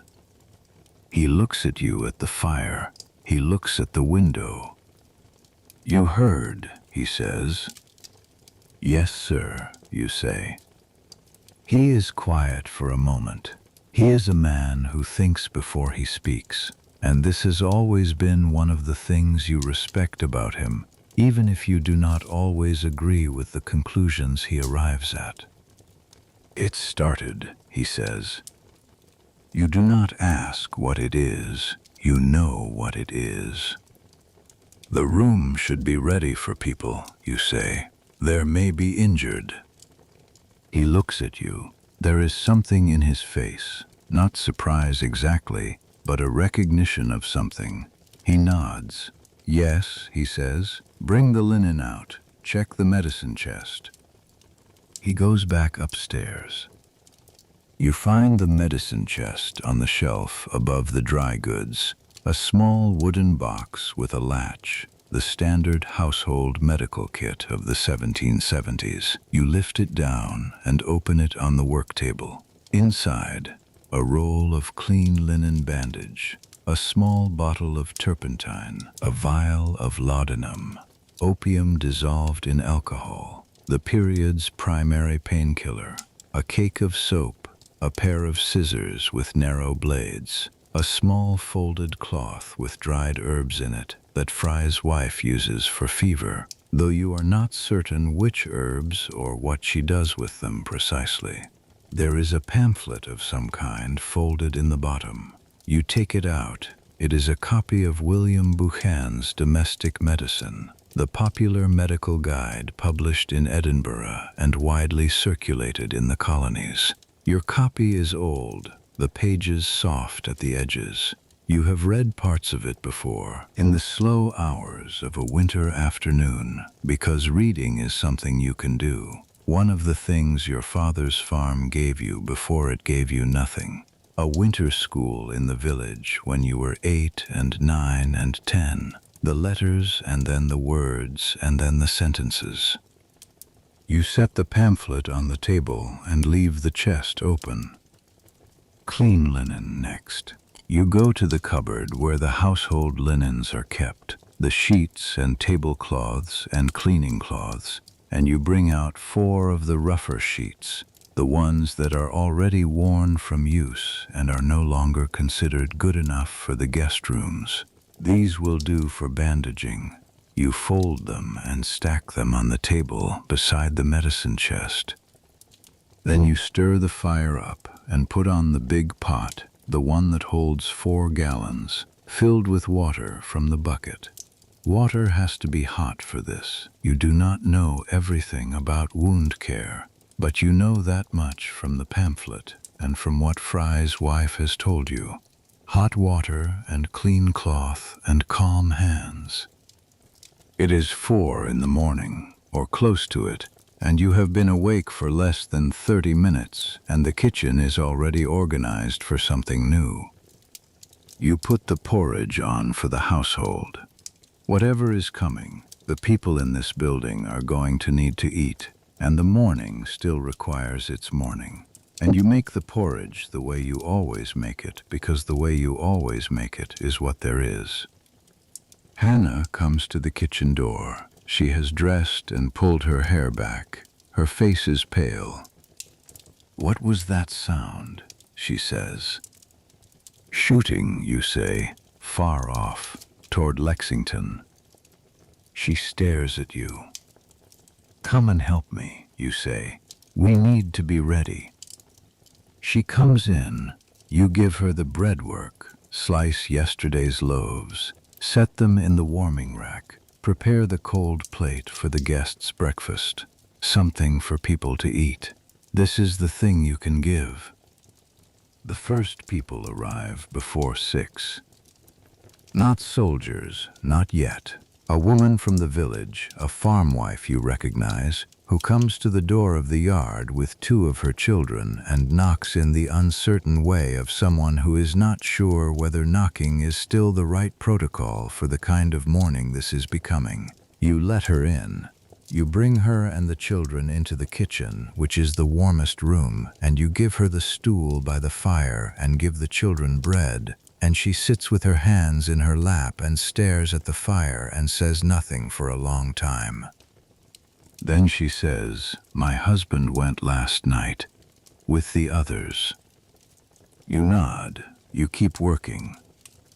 "Is there news?" she says. "Not yet," you say. "Not here." She nods. She holds her children close. You let her sit. By 7, the road has changed completely. You can see it from the tap room window when you have a moment to look. The traffic that was tense and purposeful yesterday has become something else, something urgent and uneven. Men going east, men going west. A cart moving fast with something in it that you cannot see clearly. A woman on foot carrying something wrapped in cloth. 2 boys running, a rider who goes past so fast that his horse is breathing hard from far away. The sound arriving before he does, and staying after he is gone. Fry opens the tap room at 6 instead of 7. He makes no announcement of this. He simply opens the door and puts the sign out and comes behind the bar and begins. The first customer is a man of about 60, a farmer from the road south of the village, whom you have seen here perhaps a dozen times over the years. He comes in and sits down and puts both hands flat on the table and looks at Fry. "They fired on them," he says. "At Lexington, the regulars fired on the militia, on the green." Fry stands very still behind the bar. "Killed?" he says. The old farmer nods. "Several," he says. "Word is coming through." You are at the service table, arranging cups. You do not move. You hold very still, the way you hold still when something large passes close to you. The instinct of a small thing in the presence of something much bigger than itself. The militia at Lexington, on the green. The regulars fired. You set the cups down carefully. Lexington is 4 miles east. The men you saw moving past the window in the dark before dawn were going toward Concord. The regulars who fired at Lexington were moving toward Concord too. The stores of powder and cannon at Concord are what all of this has been about, and the road between here and Concord is the road outside this window, and you are standing in the middle of it. More people arrive. By 8 o'clock, the tap room is the fullest it has ever been at this hour. Not in the organized way of a normal morning, but in the way of people who have left their homes and come to the nearest gathering place because being alone with what they know is worse than being together with it. You carry ale and cider and bread and do not stop moving. The news comes in pieces, each piece brought by whoever has most recently come up the road. The militia at Lexington were ordered to disperse. They began to. Then a shot was fired, no one can say by whom, and then the regulars fired a volley, and 8 men of the Lexington militia are dead, and 9 more are wounded, and the regulars moved on toward Concord. At Concord, the Minutemen had time to move most of the stores before the regulars arrived. The warning riders, there were at least 3, going out from Lexington and from Charlestown in the night, had been fast enough. Paul Revere was one of them, though he was captured briefly and his horse was taken. William Dawes rode a different route, a young man named Samuel Prescott, who happened to be on the road, completed the warning to Concord when Revere was stopped. You hear these names in pieces over the course of the morning, the way a portrait assembles itself from separate strokes. You think of the men in the back room. You think of the folded paper you carried for them. You think of the map folded quickly when you entered with the tray. You think of the scarred man who asked your name. You do not know if they are alive. You refill a cup. You carry a plate. You keep moving. By mid-morning, the news has reached the battle at the North Bridge, the militia at Concord, hundreds of men from Concord and from the surrounding towns, men who had been drilling and waiting for exactly this morning, engaged the regulars at the bridge over the Concord River. The regulars fired. The militia fired back. This is the part that people say differently from each other, in different voices, with different weights on different words. The militia fired back. The king's soldiers were fired upon by colonial irregulars. Depending on which sentence you hear and in what voice, you are listening to either the beginning of a justified resistance or the beginning of a rebellion. You hear both sentences in this room from different mouths, and you hold both of them, and you do not say which one you think is right, because what you think is not what the room needs from you right now. What the room needs is that the cups stay full, and the bread keeps coming, and the fire stays hot, and the door stays open. The first injured man arrives at noon. He is brought in by 2 other men, a militia member, one of his neighbors supporting him under the arm. He has been shot through the left forearm. The wound has been roughly bandaged with what looks like a piece of shirt, and the shirt is soaked through, and his face is the color of old linen. Fry comes around the bar, and you are already at the kitchen door.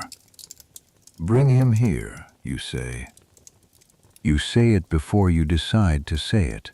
It comes out because the situation calls for it, and you are the one standing there, and this is how things work in rooms where you are the person who has been preparing. They bring him to the kitchen table.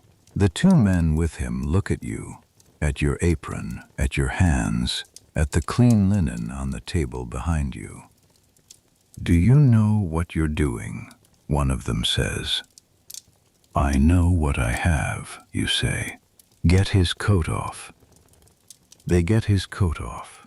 You unwind the makeshift bandage from his arm, slowly, because it has dried to the wound in places, and pulling it quickly would do damage. You wet it with hot water from the small pot you have been keeping on the side of the hearth, and you work it free, and the wound underneath is a long tear rather than a clean hole. A ball that grazed rather than entered, which is better than the alternative. It is bleeding steadily, but not pouring. You have read about this in Buchan's pamphlet. You know that steady bleeding from a limb wound is manageable in a way that a severed vessel is not. You clean the wound with hot water and a clean cloth. He makes a sound but does not pull away. You fold a pad of clean linen and press it against the wound. You hold it there with steady pressure. "Hold this," you tell one of the men. He puts his hands over yours and you shift out from under them, and he takes the pressure, and you reach for the bandage and begin wrapping. You do not know if you are doing this correctly in any formal sense. What you know is from a pamphlet and from watching Fry's wife bind a kitchen burn, and from common sense which says, clean, covered, held. The pamphlet says the same things in longer sentences.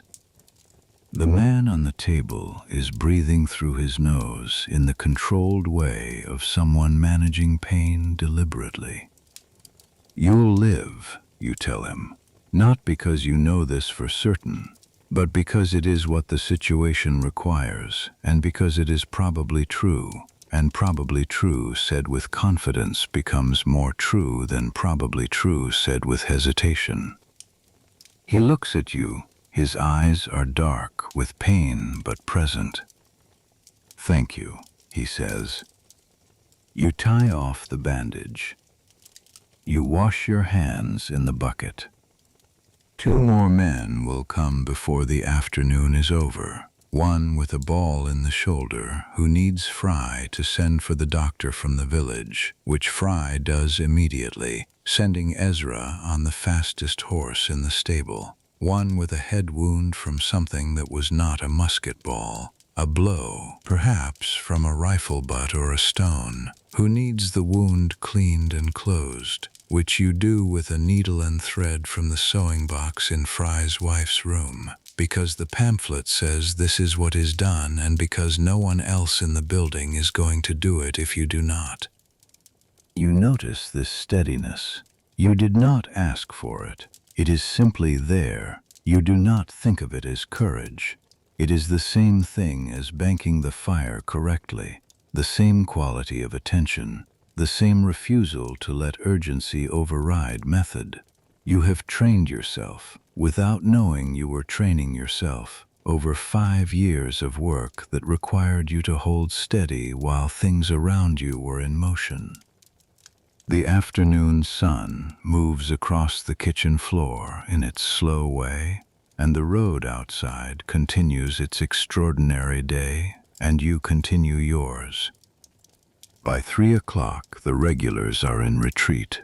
This news comes with the speed of something that everyone has been waiting to hear, passed from mouth to mouth through the tap room, with a quality of release in it, the quality of a held breath let go.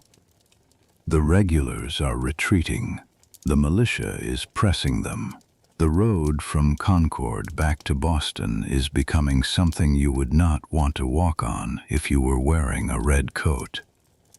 You hear this from the tap room in the kitchen, where you are cleaning the table with hot water and lye soap, removing the evidence of the morning. The lye bites at your hands. You do not stop. The colony has fought back, whatever that means for what comes next, and you do not know what comes next. No one in this room does. No one in this colony does. The colony has fought back. 8 men are dead at Lexington. More are dead or wounded on both sides between Lexington and Concord, and on the road back to Boston. The number will grow. You know this.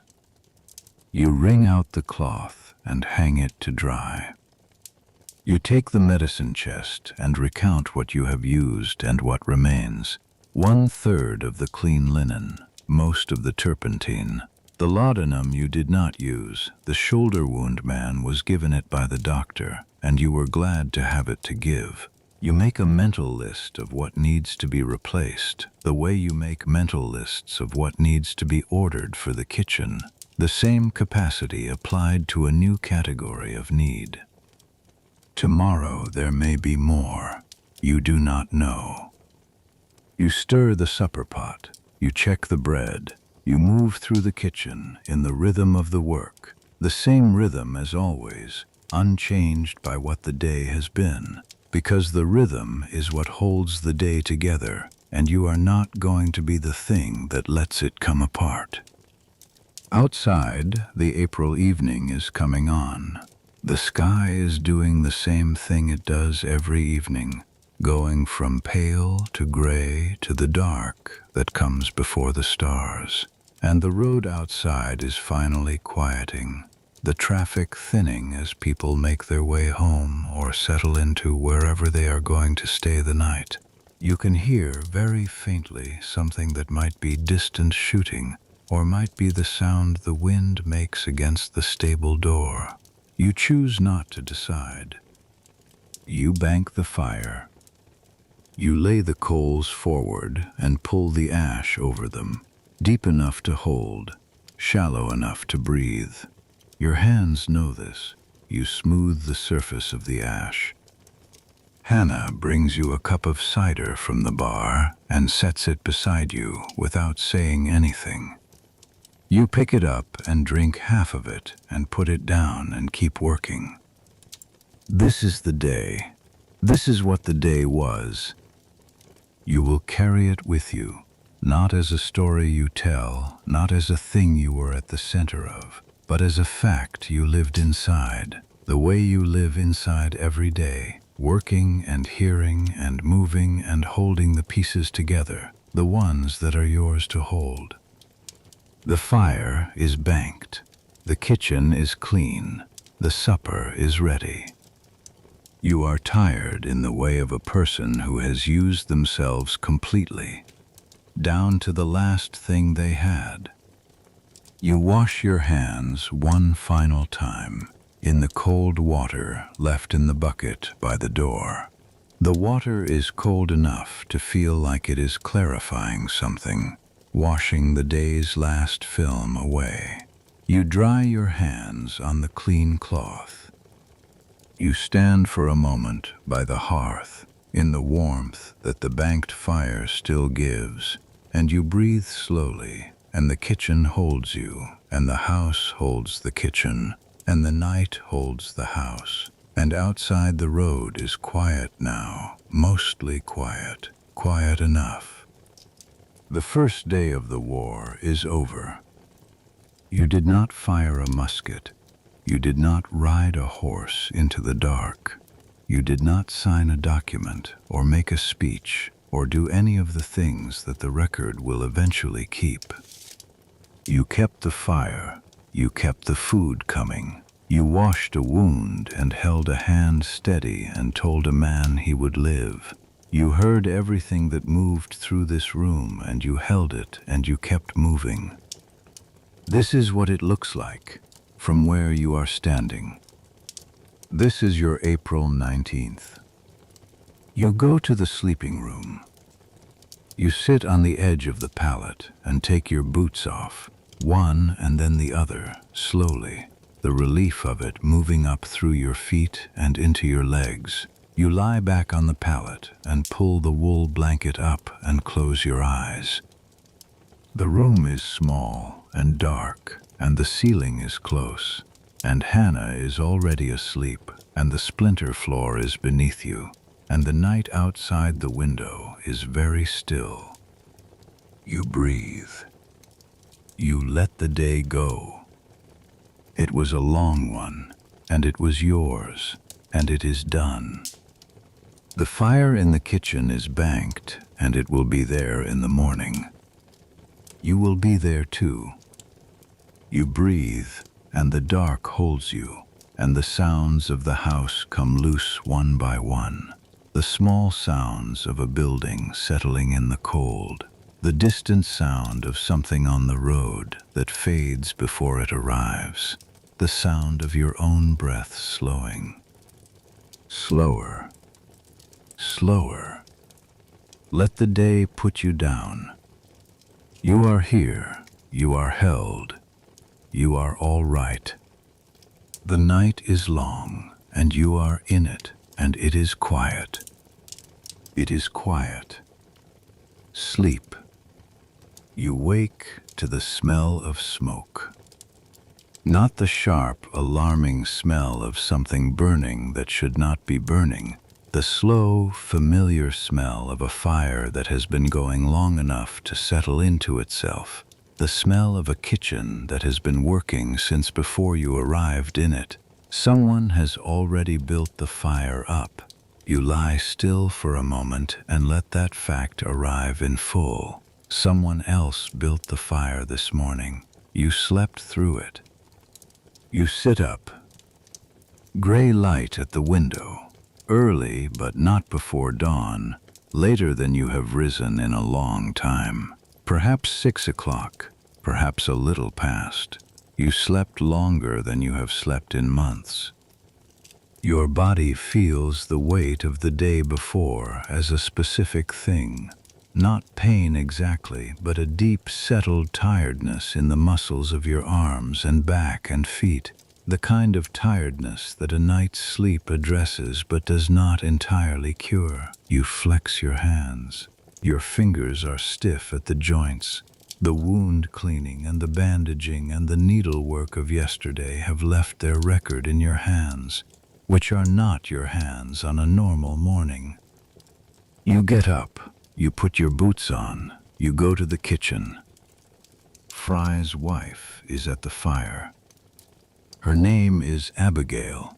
She is perhaps 45, a broad, solid woman with gray coming into her dark hair, and the particular quality of stillness that comes from having managed a household through a great many events that did not ask her permission before happening.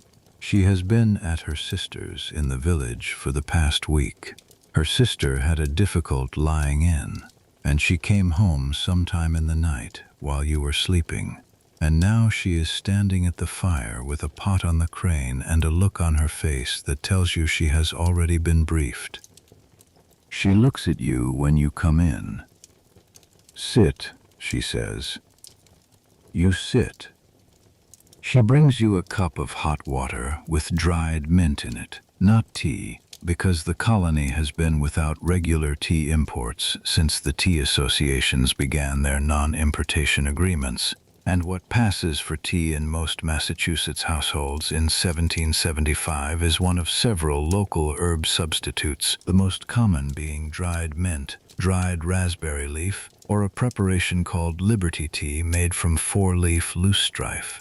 You have been drinking this mint water for 2 years. You no longer miss the tea you had before it, or not very often. Elias told me, she says. She means Fry. She means yesterday. You drink the mint water. It is hot and clean tasting, and your hands warm around the cup. The men who came, the arm wound and the head wound. You did that, she says. You had the chest ready, you say, and the pamphlet. She looks at you for a moment. You did that, she says again, not as a question this time. You nod. She goes back to the fire. She lifts the lid on the pot and stirs it and puts the lid back. There is a quality to her movements this morning that you recognize. The quality of a person who is containing something, who is doing the next necessary task, because the next necessary task is the container that holds what cannot yet be held in any other way. You understand this completely. What's on the road, you say. Still moving, she says. Both directions. Elias has been up since 4. You stand and tie on your apron. Sit a moment longer, she says. You look at her. There will be enough work, she says. There always is. Sit another minute. You sit another minute. You drink the rest of the mint water. The kitchen is warm and smells of the fire and whatever is in the pot. A thin broth, you think, from the smell. And outside the window, the morning is pale and cold, and the road beyond the yard fence is visible in the early light, and you can see movement on it, shapes in both directions, the colony still in motion from yesterday's events, and the day is already beginning around you before you have officially entered it.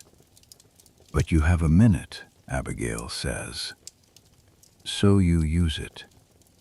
You sit in the warm kitchen and hold the empty cup and let yourself be, for 60 seconds, something other than the person who is about to carry a tray. Then you stand up. Then you begin.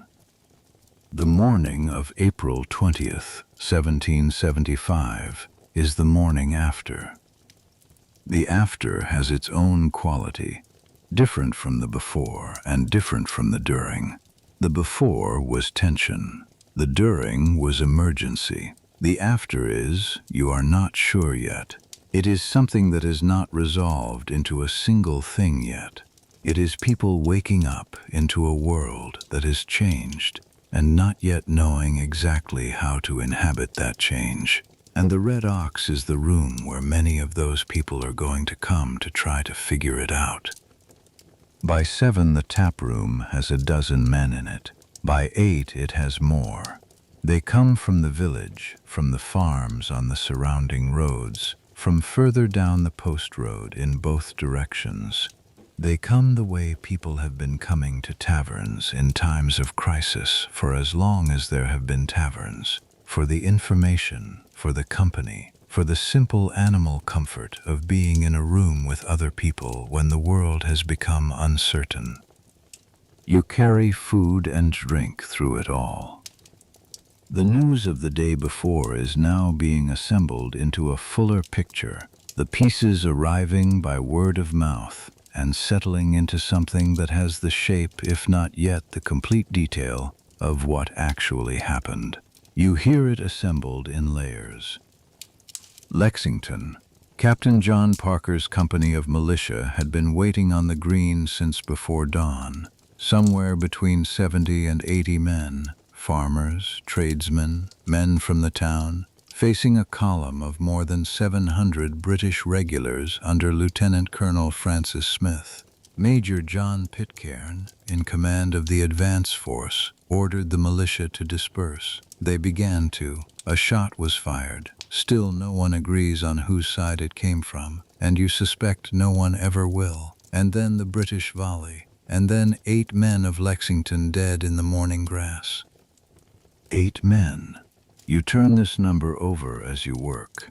8 men whose names are being spoken in this room. Jonas Parker, killed, kneeling, wounded, and reloading. Robert Monroe, the oldest, 63 years old. Caleb Harrington, Isaac Muzzy, Samuel Hadley, John Brown, Jedediah Monroe, Jonathan Harrington, who was shot and crawled to his own doorstep to die, his wife watching from the door. You hear each name as it comes into the room. You set a plate on the table. You pick up empty cups. You keep moving. At Concord, the story is different, or the end of it is different, which is the part that matters for what comes next.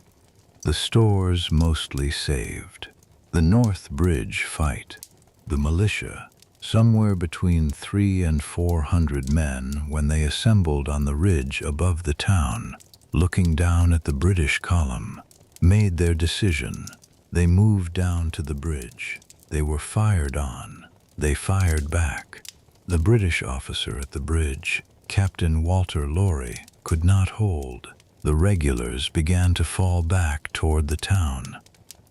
And then the retreat to Boston. The retreat to Boston is the part of the story that people in this taproom are telling each other with a particular quality of amazement and grim satisfaction, the quality of people describing something they needed to see happen and now have seen happen and are not entirely sure yet what to do with the fact that it happened.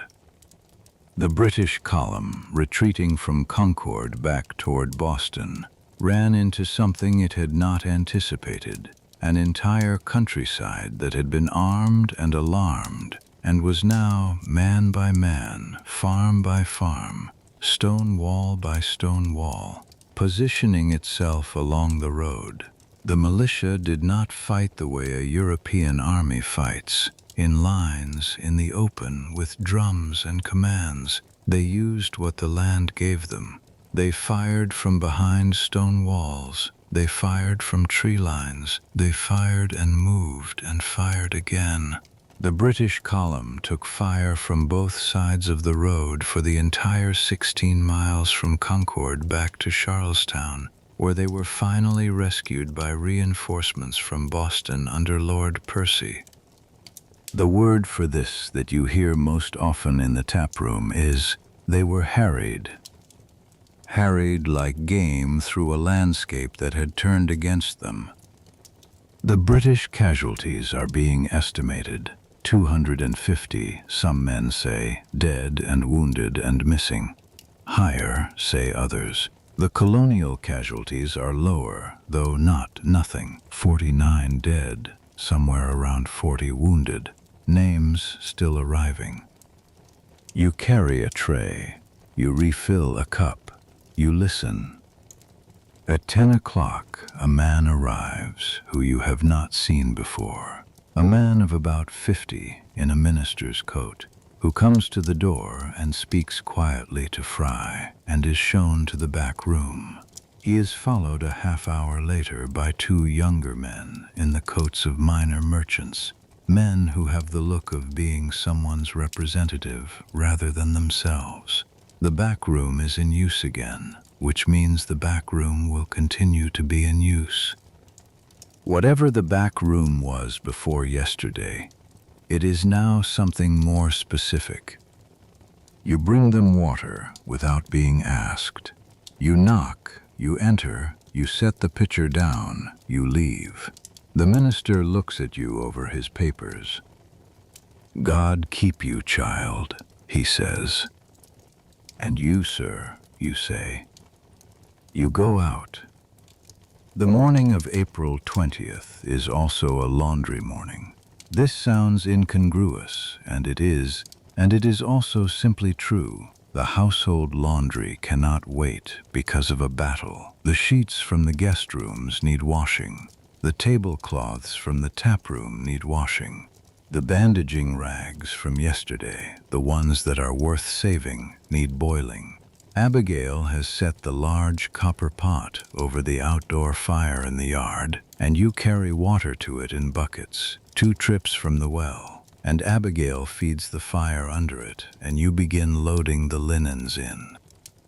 Laundry in 1775 is a labor measured in hours, not minutes. The lye solution, made from wood ash leached in water, goes into the pot with the linens, and the whole thing boils for an hour, and then you remove the linens with the wooden paddle and beat them against the washing board and rinse them in cold water from the second tub and wring them out and hang them on the fence to dry. Your hands are in the lye water and then the cold water and then the lye water again. And by the time you have done the first batch, your hands are red and raw and have that particular bitten feeling that means the lye has been working on them. You do not stop. Abigail works beside you, her sleeves rolled to the elbow, her hands the same red as yours. She does not talk much. She works in the same quality of contained stillness she had in the kitchen. And you work beside her in a kind of parallel quiet that is its own form of companionship. 2 people who are doing what needs to be done, in the same space, in the same rhythm. One of the sheets has a blood stain on it. You know which room it came from. You know who was in it. You put the sheet in the lye pot, and you let the lye do what lye does. By noon, the laundry is on the fence, and the yard smells of the outdoor fire and the cold April air, and the sheets hang white in the pale sunlight, and you look at them for a moment before going back inside. White sheets on a line in a cold yard. This is also what April 20th looks like. Inside, the tap room at midday is both familiar and not. The tables are full. The noise is the noise of a tavern at capacity. overlapping conversations, the clink of cups, the sound of the fire, but the quality of the noise is different from a normal day. There is less laughter. There is more that low, intense kind of talk, heads together, voices kept just below the level of the room. There is a seriousness to the air that is not grief exactly, though grief is part of it, and not alarm, though alarm is part of it too. It is the seriousness of people who have arrived somewhere new and are beginning, slowly, to look around. You carry the dinner out. Abigail has made a corn and bean soup from the kitchen stocks, dried beans from the cellar, dried corn, salt, a bit of the pork fat. It is the food of a household that is feeding more mouths than expected and doing it from what it has on hand, which is the food of almost every difficult day in the history of this colony, plain, sustaining, made from what did not require a shop. You set bowls in front of men who are in the middle of sentences and who pause to acknowledge you with a nod or do not pause at all. You do not need them to pause. You are here to do the work, not to be included in the conversation, and the distinction between those two things has never felt as clear as it does today, the day after something happened that will be talked about for longer than you can imagine, in rooms you will never enter, by people who were not in this tavern on either of these 2 days. But you were. You are. A man at the corner table, a man of about 35, with the look of someone who has not slept, which most people in this room have not, looks up at you as you set his soup down. "Were you here yesterday?" he says. "For all of it?" "Yes, sir," you say. He looks at you for a moment. He has the eyes of someone trying to get a fixed point in something that is moving. "What was it like," he says, "here, when the news came?" You think about this for a moment, not long. "Like any bad day," you say, "more so." He nods slowly. He picks up his spoon. "Like any bad day," he says, as if he is testing the description. "More so." He eats his soup. You go back to the kitchen. The afternoon of April 20th is quieter than the morning. The men who came at first light have made their decisions. Some are staying, some have gone home, some have gone in the direction of Boston or Concord, with whatever purpose the morning gave them. The tap room thins to a dozen, then to 8, then to the usual afternoon handful who have nowhere particular to be. You begin the afternoon prep work. The barrels need checking. The ale barrel is low enough that Fry will need to order from Wheeler's Brewery in Concord before the week is out, if Wheeler's Brewery is still operating, which is a question that would not have been a question 2 days ago. The candles in the tap room sconces need replacing. 2 have burned down to stubs overnight. You pull the stubs and replace them with fresh tallow candles from the box in the kitchen cupboard, pinching the new candles into the iron holders and pressing them firm. Tallow candles, made from rendered animal fat, are the standard lighting in a colonial tavern. A household of this size goes through perhaps 24 candles a week. The candles are made twice a year in a day-long process that involves rendering the fat, straining it, and dipping the wicks repeatedly until the candle reaches the right diameter, roughly 3/4 of an inch for a standard table candle. Abigail makes the red ox candles herself in October and in March, and stores them in the box you are drawing from now. Each candle burns for approximately 2 hours at normal use. You press the last candle into its holder. The room smells faintly of tallow and wood smoke. and the ale that has soaked into the floor over years and years of evenings. This room has been here for 50 years. Other people stood in it before you and will stand in it after you. Whatever yesterday was, whatever has started, the room will hold it the way it has held everything, quietly and without comment, the walls absorbing it.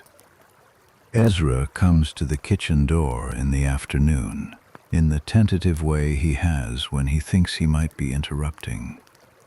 "Man asking for work at the stable," he says. You look at him. "Tell Mr. Fry," you say. He nods. He hovers. "What?" you say. "He says he came from Concord," Ezra says. "He says the town is, he says it's bad." You set down the cloth you are holding.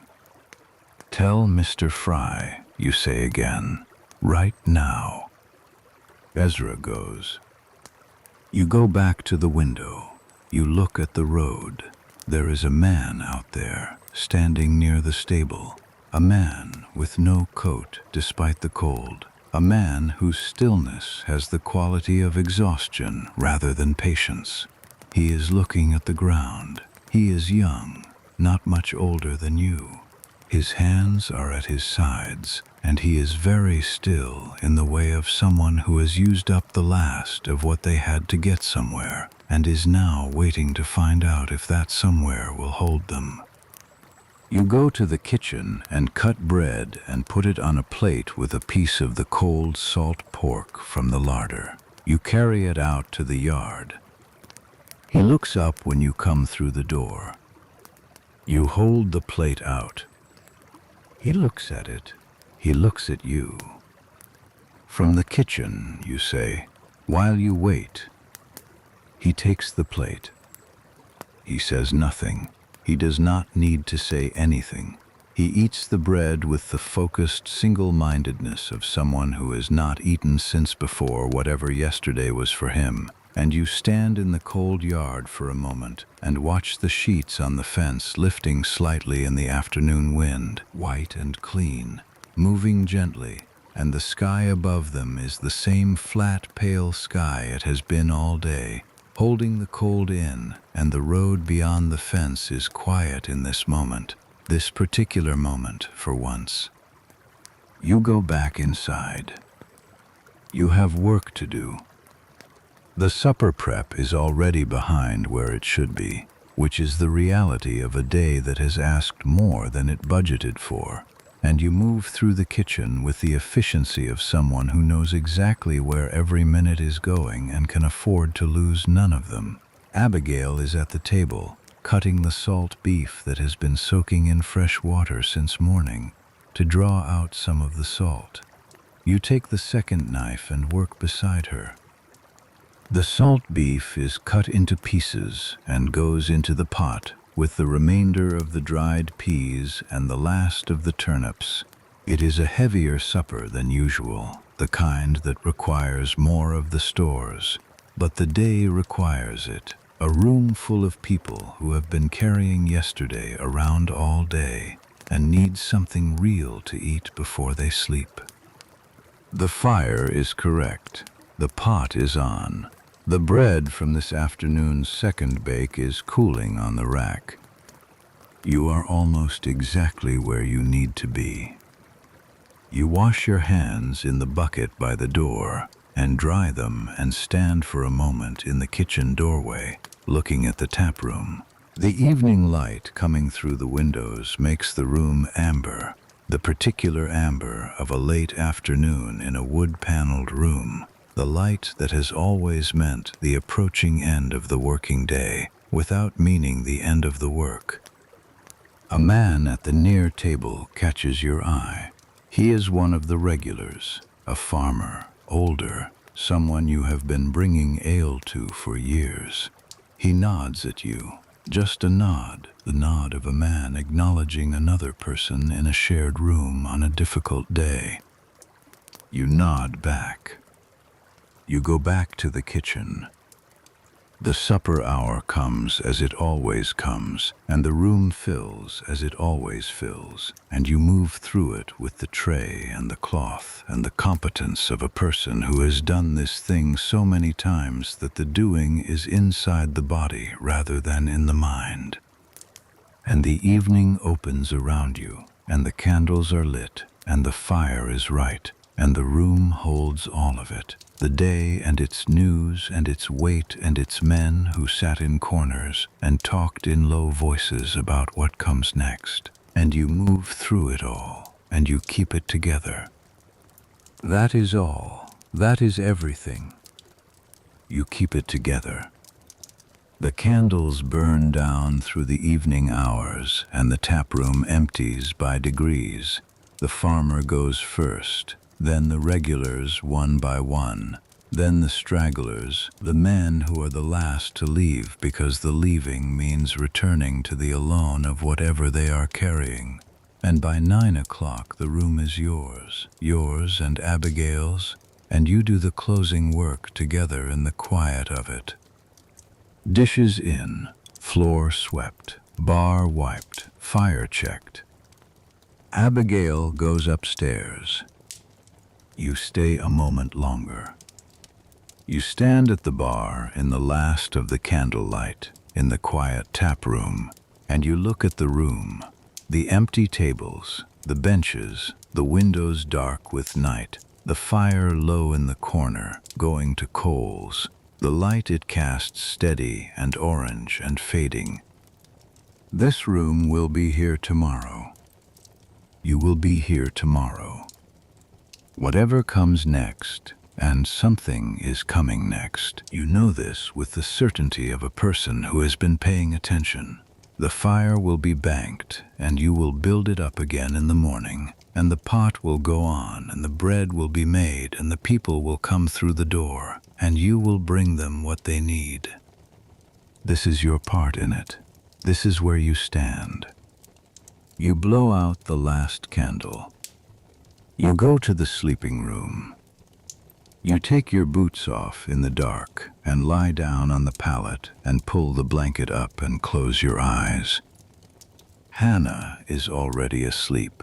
Her breathing is slow and even, and it fills the small room with the simple fact of itself. You breathe with her.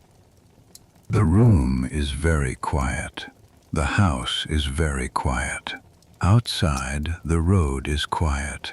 More quiet than it has been in 2 days, the first real quiet, and in the quiet you can hear small things, the settling of a timber, the faint sound of wind at the window frame, the distant sound of something that is probably an owl.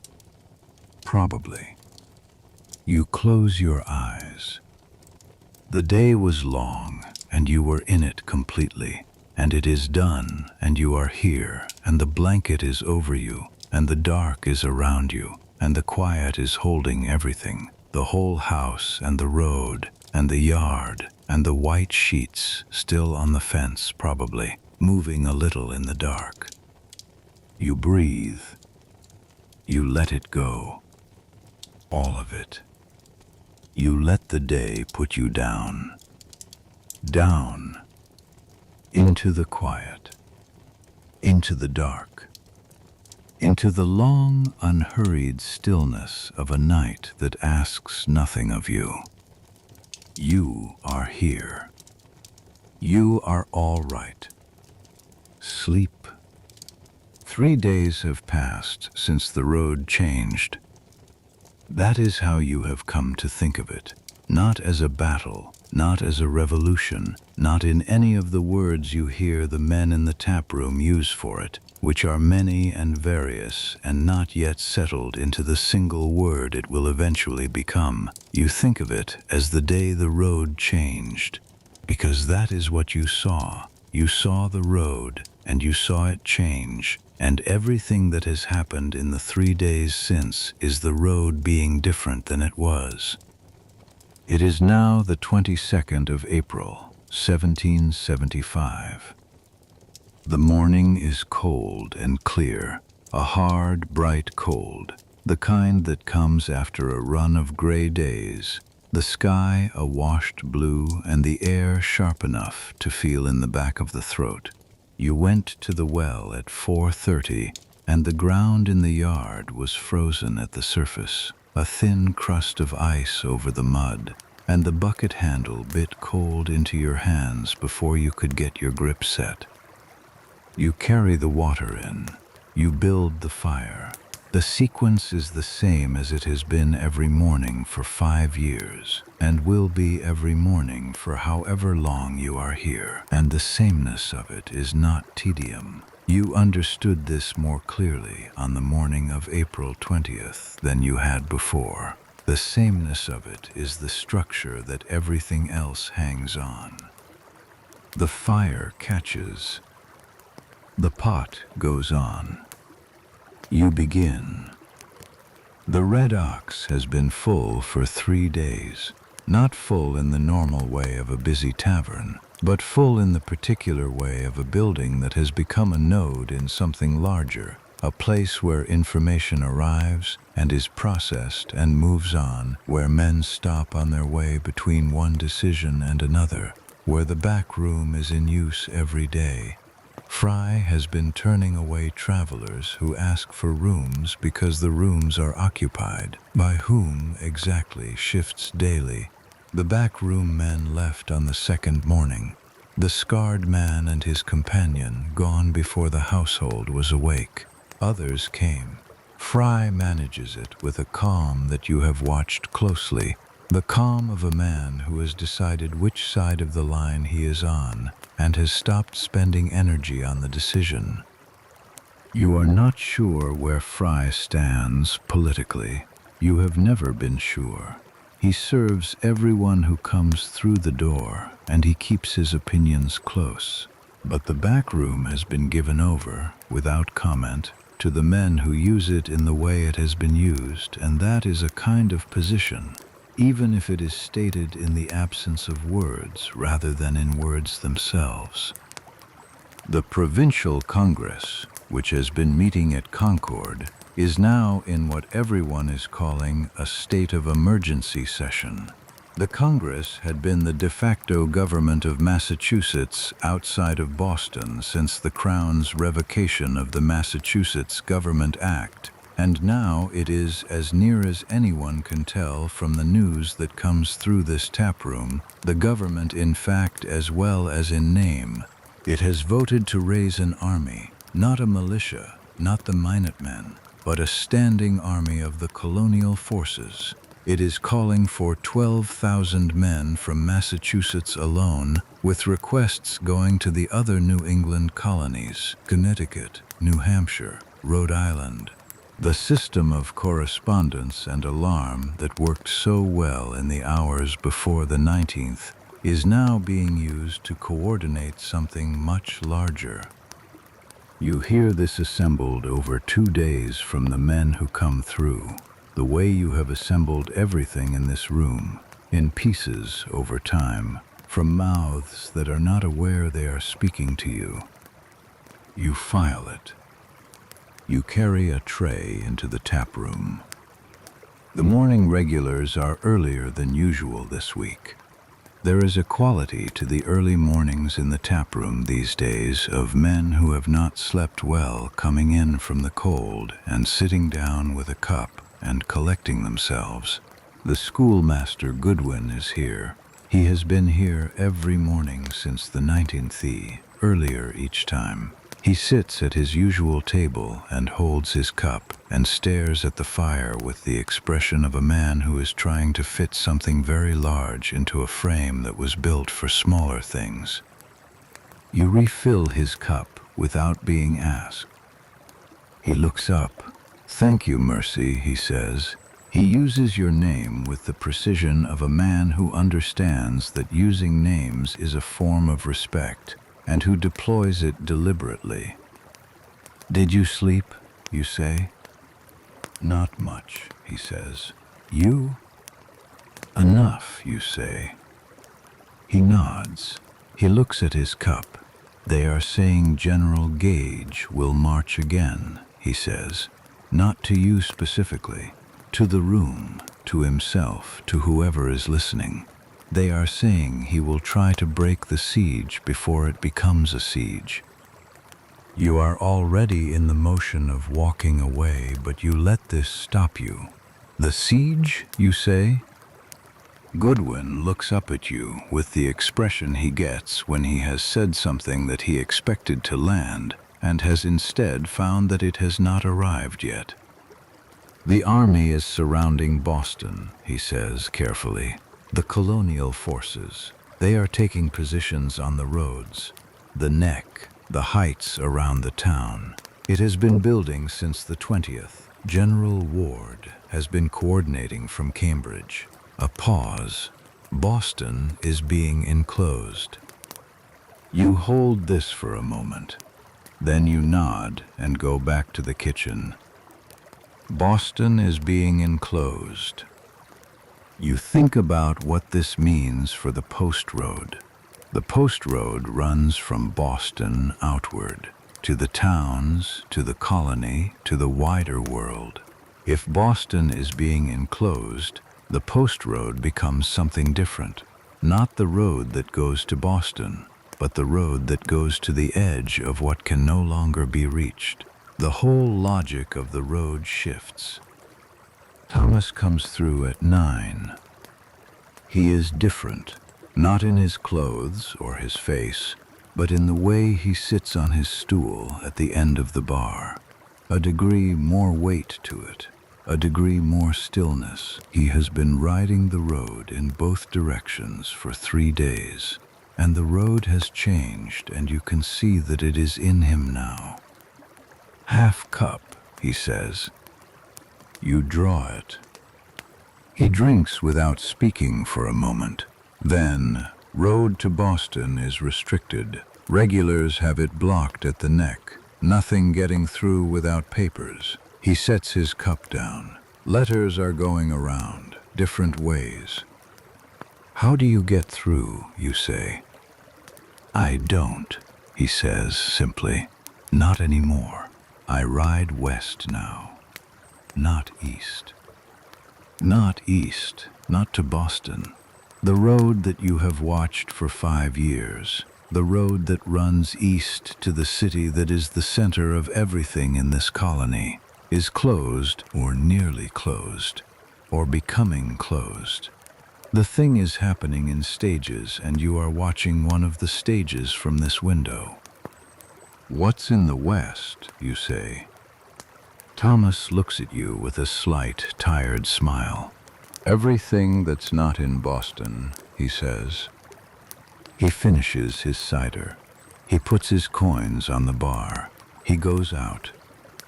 You stand at the bar for a moment after he leaves, looking at the door. Everything that is not in Boston, which is most of everything when you think about it, most of the colony. Most of the people, most of the farms and workshops and kitchens and roads and the 10,000 daily facts of life that continue whether or not a siege is being laid around a harbor town. You pick up the cloth and wipe the bar. The morning has more work in it. There is a woman in the tap room you have not seen before. She came in with a man who seems to be her husband while you were in the kitchen, and she is sitting very straight in her chair with a child on her lap, a girl of perhaps 4 who has gone to sleep against her mother's shoulder in the way children sleep when they are somewhere unfamiliar and have given up on being awake. The woman's face is tired in the way of several days' fatigue. She is well dressed, but her dress is dusty and there is mud on her boots that has dried and cracked. From Boston, you think, through the neck, or around it, before the restriction fully closed. You bring her a cup of the mint water without being asked. She looks up at you, startled slightly, the look of a person who has not recently been offered something without having to ask for it. It's mint, you say, no tea. She almost smiles.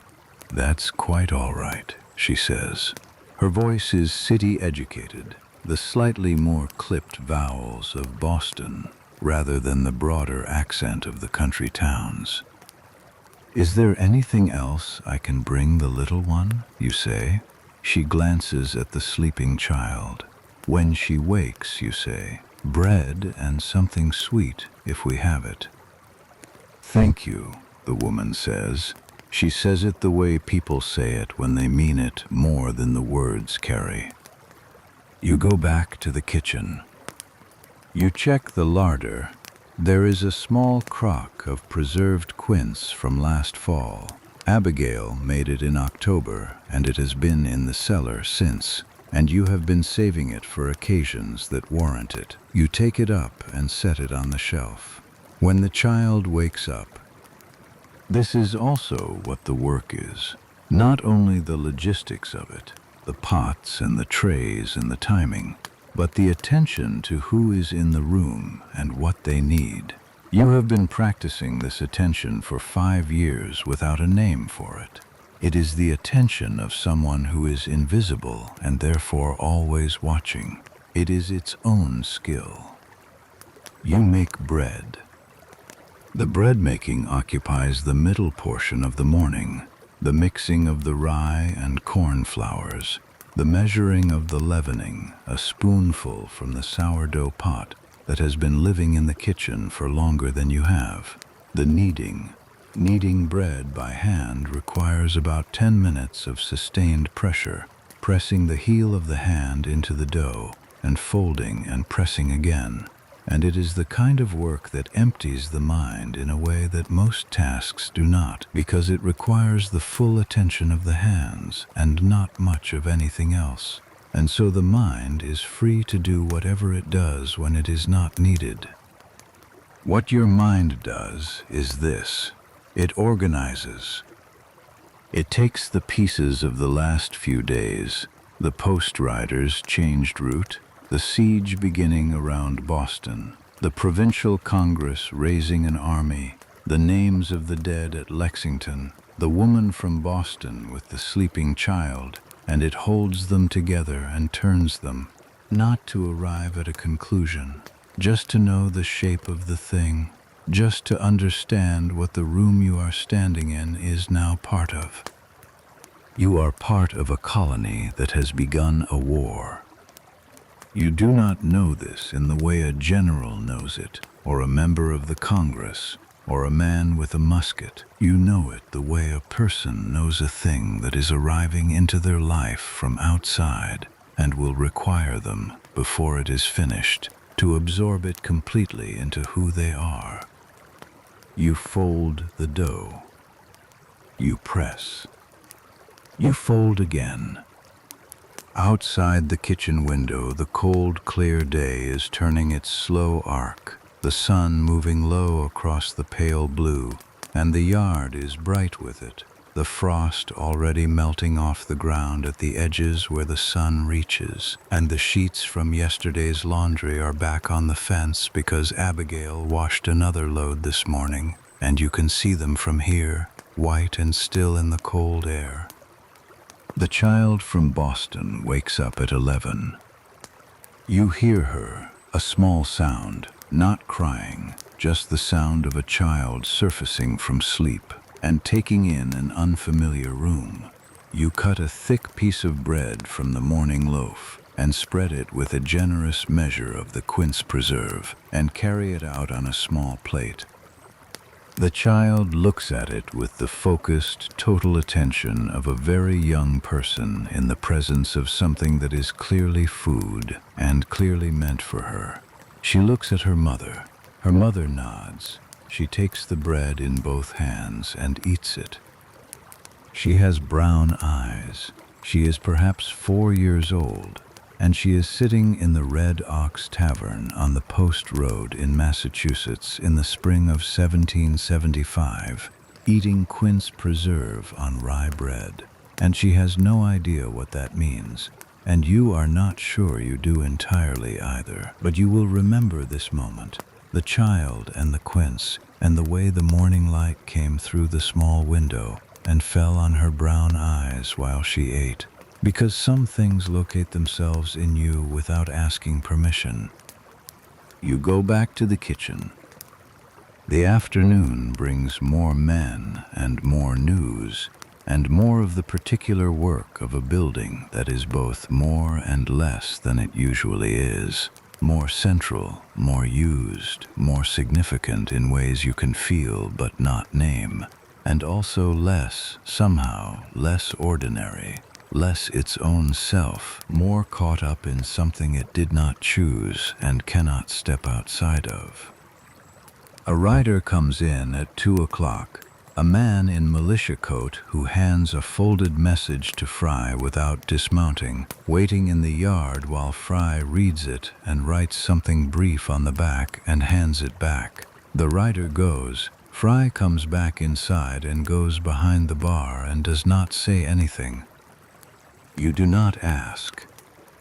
At 4, Abigail calls you from the yard. You go out. She is standing by the well with her arms folded, looking at the road. She has been outside. She does this sometimes in the late afternoon, stands in the yard and looks at things, and you have always understood it as the same instinct that takes you to the taproom window, the instinct of a person who wants to know what is on the road. "I'm going to need you to stay on through the summer," she says without preamble. You look at her. You wait. "Things are going to be," she pauses. She looks at the road. "There will be more traffic, more of everything. We'll need the hands. Your wage is 2 shillings 6 a month. You know, without being told, that what she is offering is not a raise. What she is offering is the certainty of the position, which is its own kind of thing. "Yes, ma'am," you say. She nods. She goes back inside. You stand in the yard for a moment. The cold air is clear and dry, and the shadows of the late afternoon are beginning to come down from the east, the way shadows always come at this hour, the same as they have always come before the war and in it. You will be here through the summer, through whatever the summer becomes. You already knew this, of course. You have nowhere else to go, and even if you did, you are not certain you would use it. The Red Ox is the center of something now. You are at the center of the center. You can feel the information moving through this place. The riders, the back room, the news that arrives hourly from both directions on the road, and you are the person who is always in the room when it arrives, always carrying the tray. You have decided, without making a decision, that you are going to keep paying attention. You go back inside. Supper service begins at 5. The room fills. You carry the pottage out, and the bread and the ale and the cider, and the room is warm and lit and full of the sound of many people in a shared space, and the candles on the tables make small yellow circles of light in the larger amber of the firelit room. You move through it.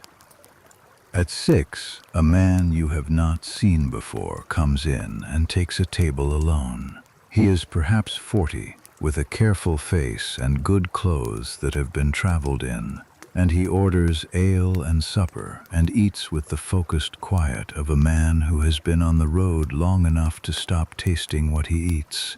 When you bring the second cup, he looks up at you. "Is there a room?" he says. "I'll ask Mr. Fry," you say. You ask Fry.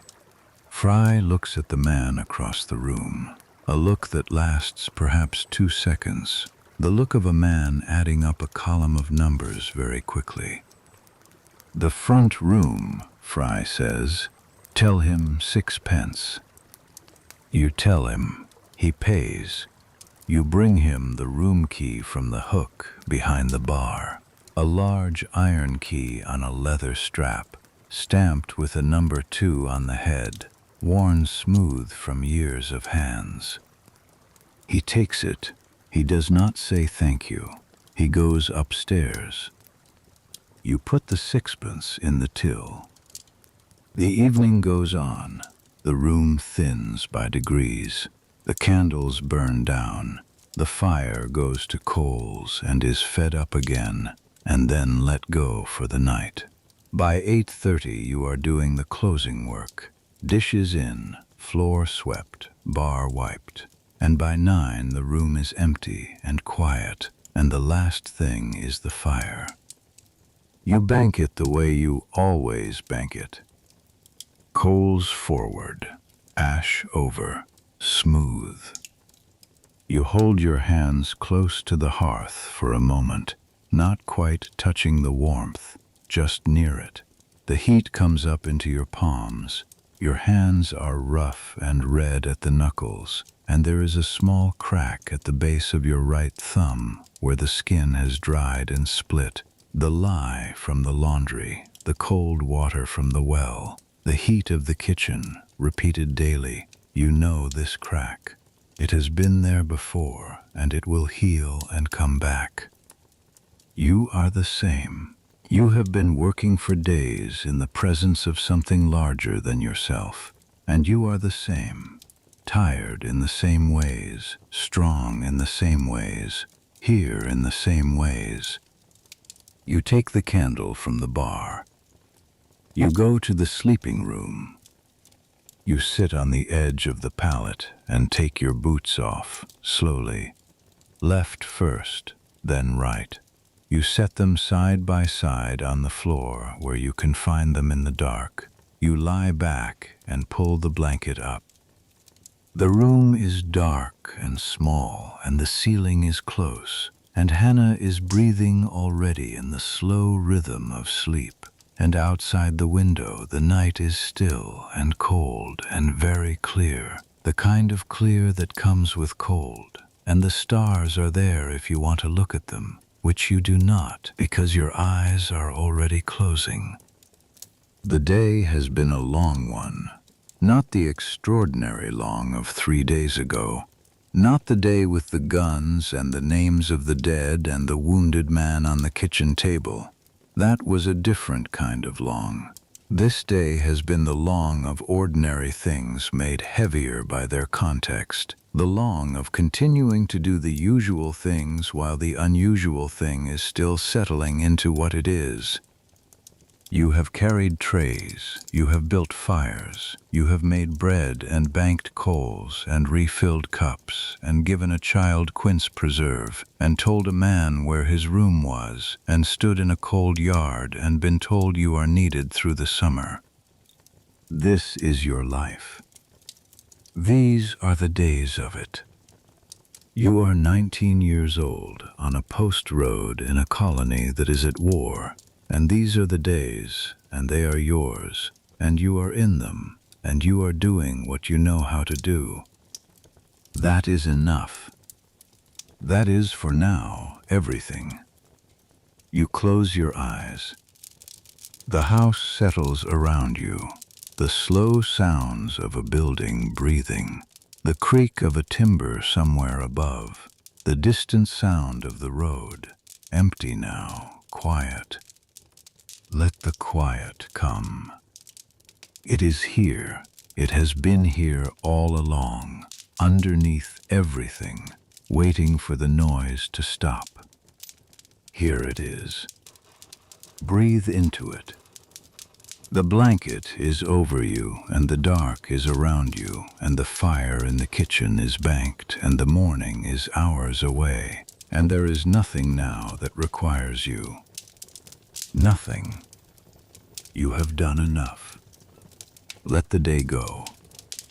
Let it drift. Your breath slows. The room breathes with you. Hannah breathes beside you. The night holds all of you. The woman from Boston and her child in the room above. The man with the iron key. Abigail and Fry and Ezra in their rooms, And you here in this small room, in this small bed, with the splinter floor beneath you, and the scratchy blanket over you, and the cold, clear night outside the window. Stars, if you want them. You don't need to look. They are there. Everything is there that should be there. And you are here. And it is quiet. And you are all right. Breathe. Breathe. Let the dark take the weight of it.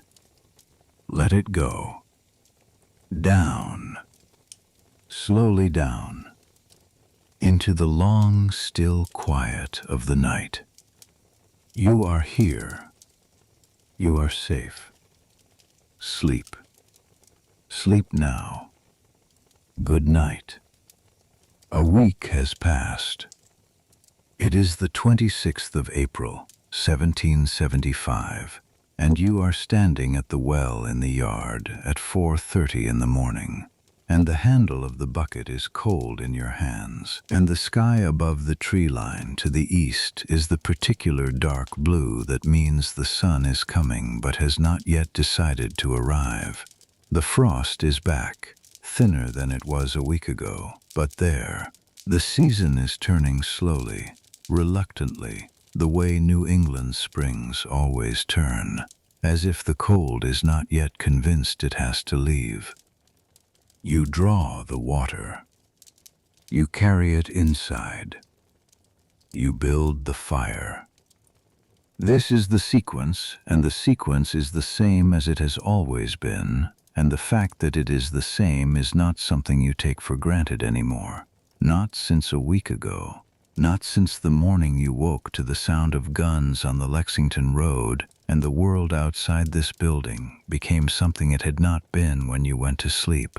The sequence, well, water, fire, is the line you lay down each morning between what the night was and what the day requires, and you lay it down deliberately now, with the full attention of someone who understands what it is for. The fire catches. The pot goes on. You begin. The week has not been quiet, but it has been different from the first days. The emergency quality of those first days, the breathless arrival of news, the injured men, the midnight riders, the back room in constant use, has given way to something more sustained. The war, if that is the word for it now, is settling into its shape, the way a fire settles after the first burning down into the steadier heat that will last the night. The colony is in it. The colony knows it is in it. The question of what to do about being in it is being answered daily at the level of the provincial Congress and also at the level of this road and this kitchen and the men who move through them. The Continental Congress is meeting again in Philadelphia.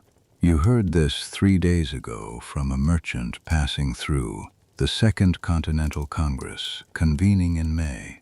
The delegates from all 13 colonies, the whole sprawl of what is no longer simply Massachusetts, but something larger, something that does not yet have a name for itself, assembling in a city 6 days' ride to the south to decide what it is and what it intends.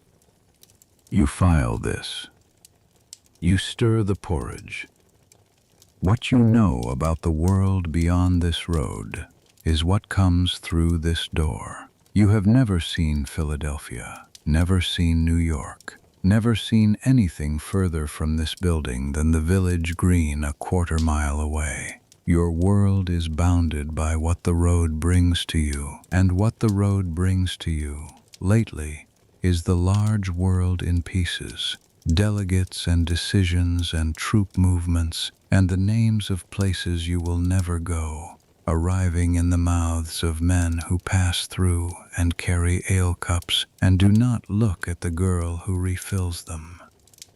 You know more about what is happening in this colony than most people with far more freedom than you. This is the thing you have come to understand. in this week, in this kitchen, at this fire. Fry comes down the stairs at 5:15. He comes to the kitchen, which he does not always do first thing. He stands at the kitchen door and looks at you at the fire. "Mercy," he says. You look at him. "There's a letter for you," he says. "Came yesterday on the westward post.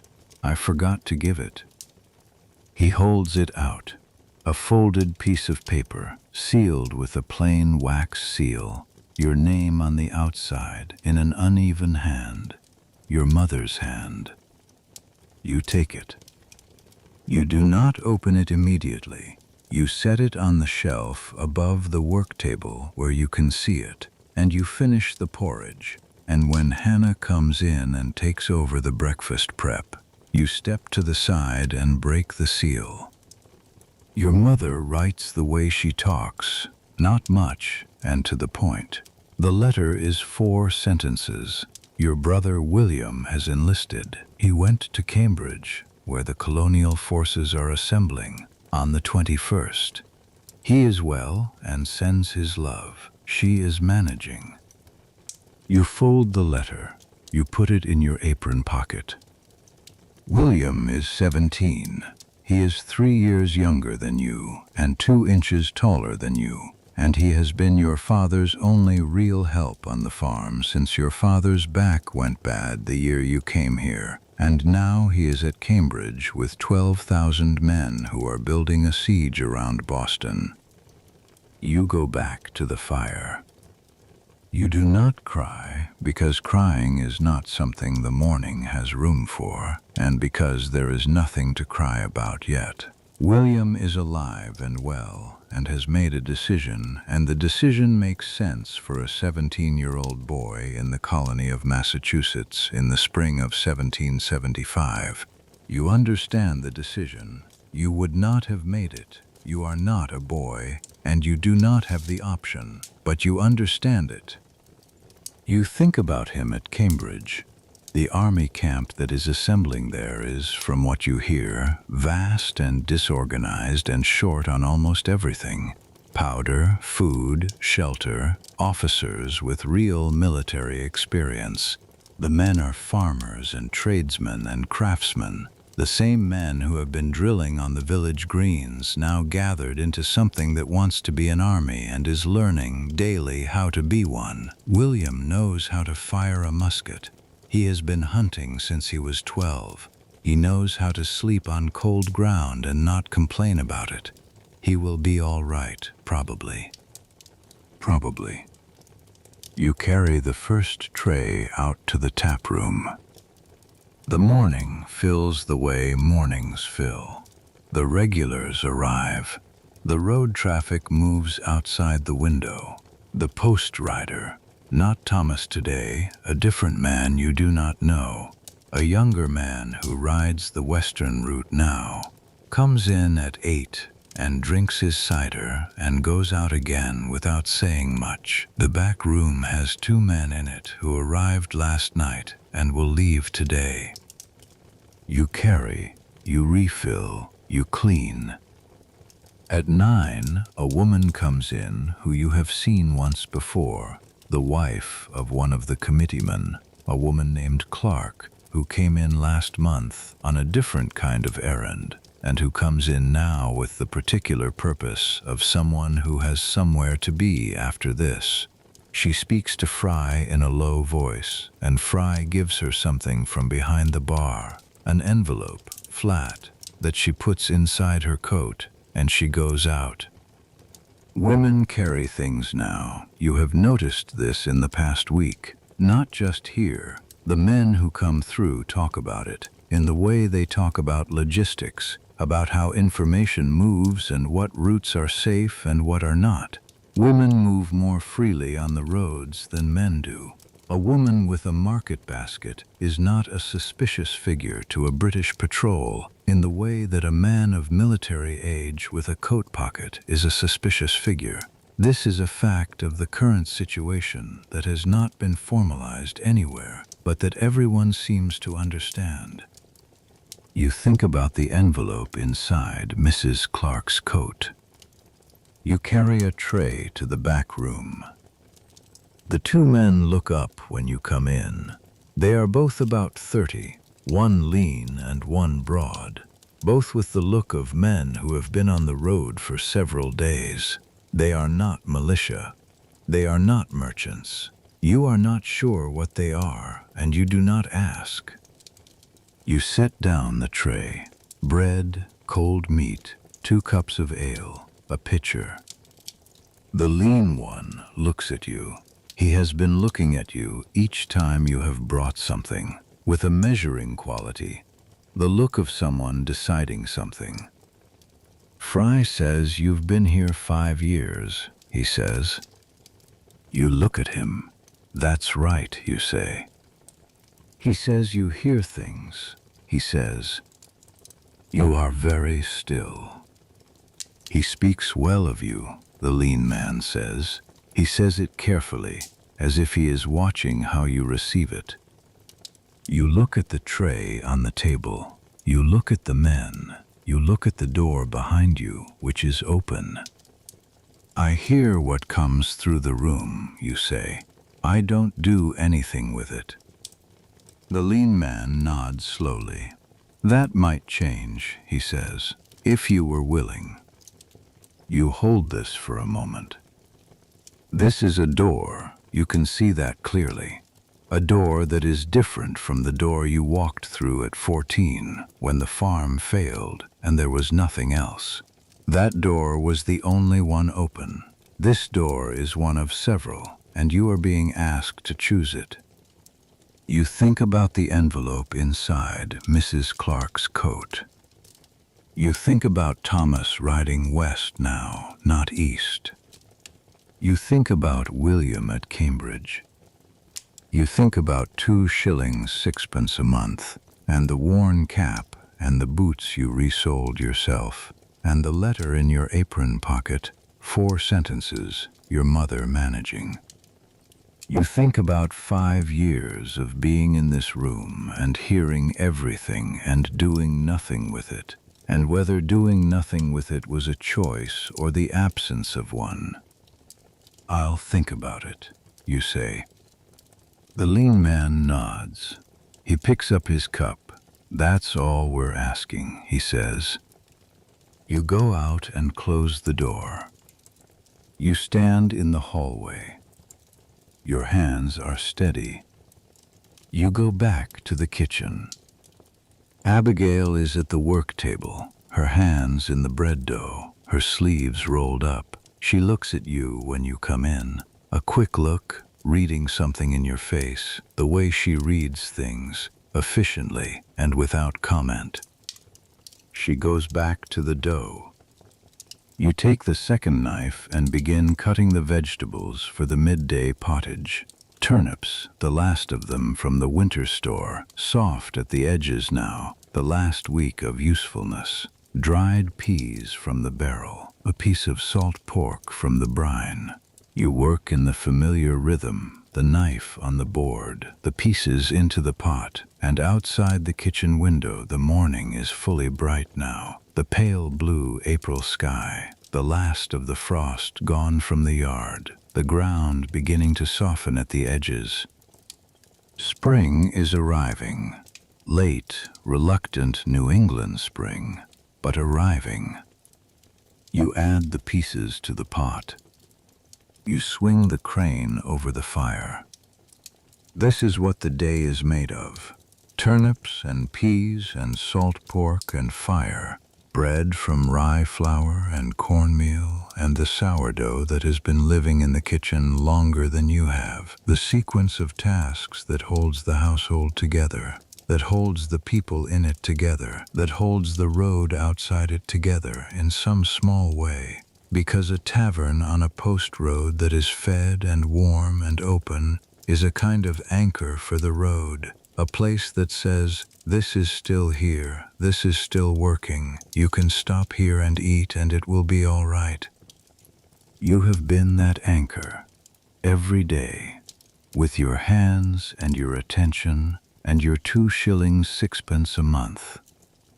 The morning turns toward noon, and the kitchen fills with the smell of the cooking pottage and the fresh bread, and you move through it in the way you always move, efficiently, without wasted motion, the tasks fitting together like the pieces of a day that has been done many times and knows its own shape. The midday meal goes out. The tap room fills and empties. The afternoon comes in with its lower light. Hannah sweeps the taproom floor at 4, and you carry the ash out and bring the fresh sand in and spread it in the thin, even coat that means the room is ready for the evening. White sand on pine boards. Ready. The evening service is quieter than it has been this week. Some of the tension has gone out of the room. Not because the situation is resolved, because it is not, because it is barely begun, but because people are beginning to understand that the tension is going to be permanent for a while, and permanent tension eventually normalizes into something you carry rather than something that carries you. The regulars are back in their usual places. The schoolmaster has his 2 cups. The cooper talks. The fire is right. You move through the room with the tray and the cloth and the full attention of a person who has decided to keep paying attention. The lean man and his companion leave after supper just before dark. They stop at the bar to settle with Fry. The lean man looks at you across the room as he puts his coat on. He does not say anything. He does not need to. He goes out. The evening closes down around you in its usual way. The room empties, the candles burn to stubs, the fire goes to coals. You do the closing work. Dishes in, floor swept, bar wiped, fire banked. You stand at the hearth for the last time today and do what you do every night. Coals forward, ash over. Smooth. Your hands know this. They will always know this. You hold them close to the warmth for a moment before you go. 5 years of this fire. 5 years of this kitchen, this road, this room. 2 shillings 6pence a month. A worn cap, a letter in your apron pocket. 4 sentences. Your brother at Cambridge, your mother managing. A door that may or may not be a door. You do not know what you will do. Not yet. You are 19 years old in the spring of 1775, and the colony is at war, and your brother is in a camp outside Boston, and someone has noticed that you hear things, and you have told them you will think about it, and you are thinking about it, and you will keep thinking about it, and the answer will arrive when it arrives. For now, there is only this. The fire is banked, and the morning will come, and you will be here when it does. You take your candle. You go to the sleeping room. You sit on the edge of the pallet and take your boots off, left, then right, and set them side by side on the floor. You take the letter from your apron pocket and fold it carefully and put it under the edge of the pallet where it will not be lost. You lie down. You pull the blanket up. The room is small and dark, and Hannah is already asleep, and the ceiling is close, and the floor beneath you has its splinters, and the window is cold at the edges, and outside the night is quiet and still, and the road is dark, and April is almost over. You close your eyes. Your breath slows. The weight of the day comes down, not heavily, not like a burden, but the way a blanket comes down, settling, warm, covering the whole shape of you. You let it. The fire in the kitchen is banked. It will be there in the morning. You will be there in the morning. The road will be there. The pot will go on. The bread will be made. The people will come through the door, and you will bring them what they need, and you will hear what moves through the room, and you will hold it the way you always hold it, with steady hands and full attention. That is who you are. That is what you do. And it is enough. It has always been enough. And the dark is here now, the full dark of a night that asks nothing, that holds everything, that covers the road and the yard and the white fence and the well and the stable and this house and this room and you in it. And the sounds of the night come loose one by one. The owl again, the distant sound of the road, the sound of the house breathing, and your breath goes slower, slower, following the dark down. And the world goes quiet. And you are in the quiet. And the quiet holds you. And you are all right. And it is the 26th of April, 1775, and you are Mercy, and you are here, on this road, in this room, in this life. And you are resting now. Let it be. Let it all be. Good night. Thank you for spending this night at the Red Ox with Mercy. If this helped you sleep, or if you simply found yourself somewhere else for a little while, please consider subscribing to Quiet History at Bedtime and leaving a like and turning on notifications so you know when the next episode arrives. This channel is still new, and every subscriber is a real thing, felt by a real person. More episodes are coming, more rooms, more roads, more ordinary people living inside extraordinary moments with their hands in the work and their eyes open. Until then, sleep well.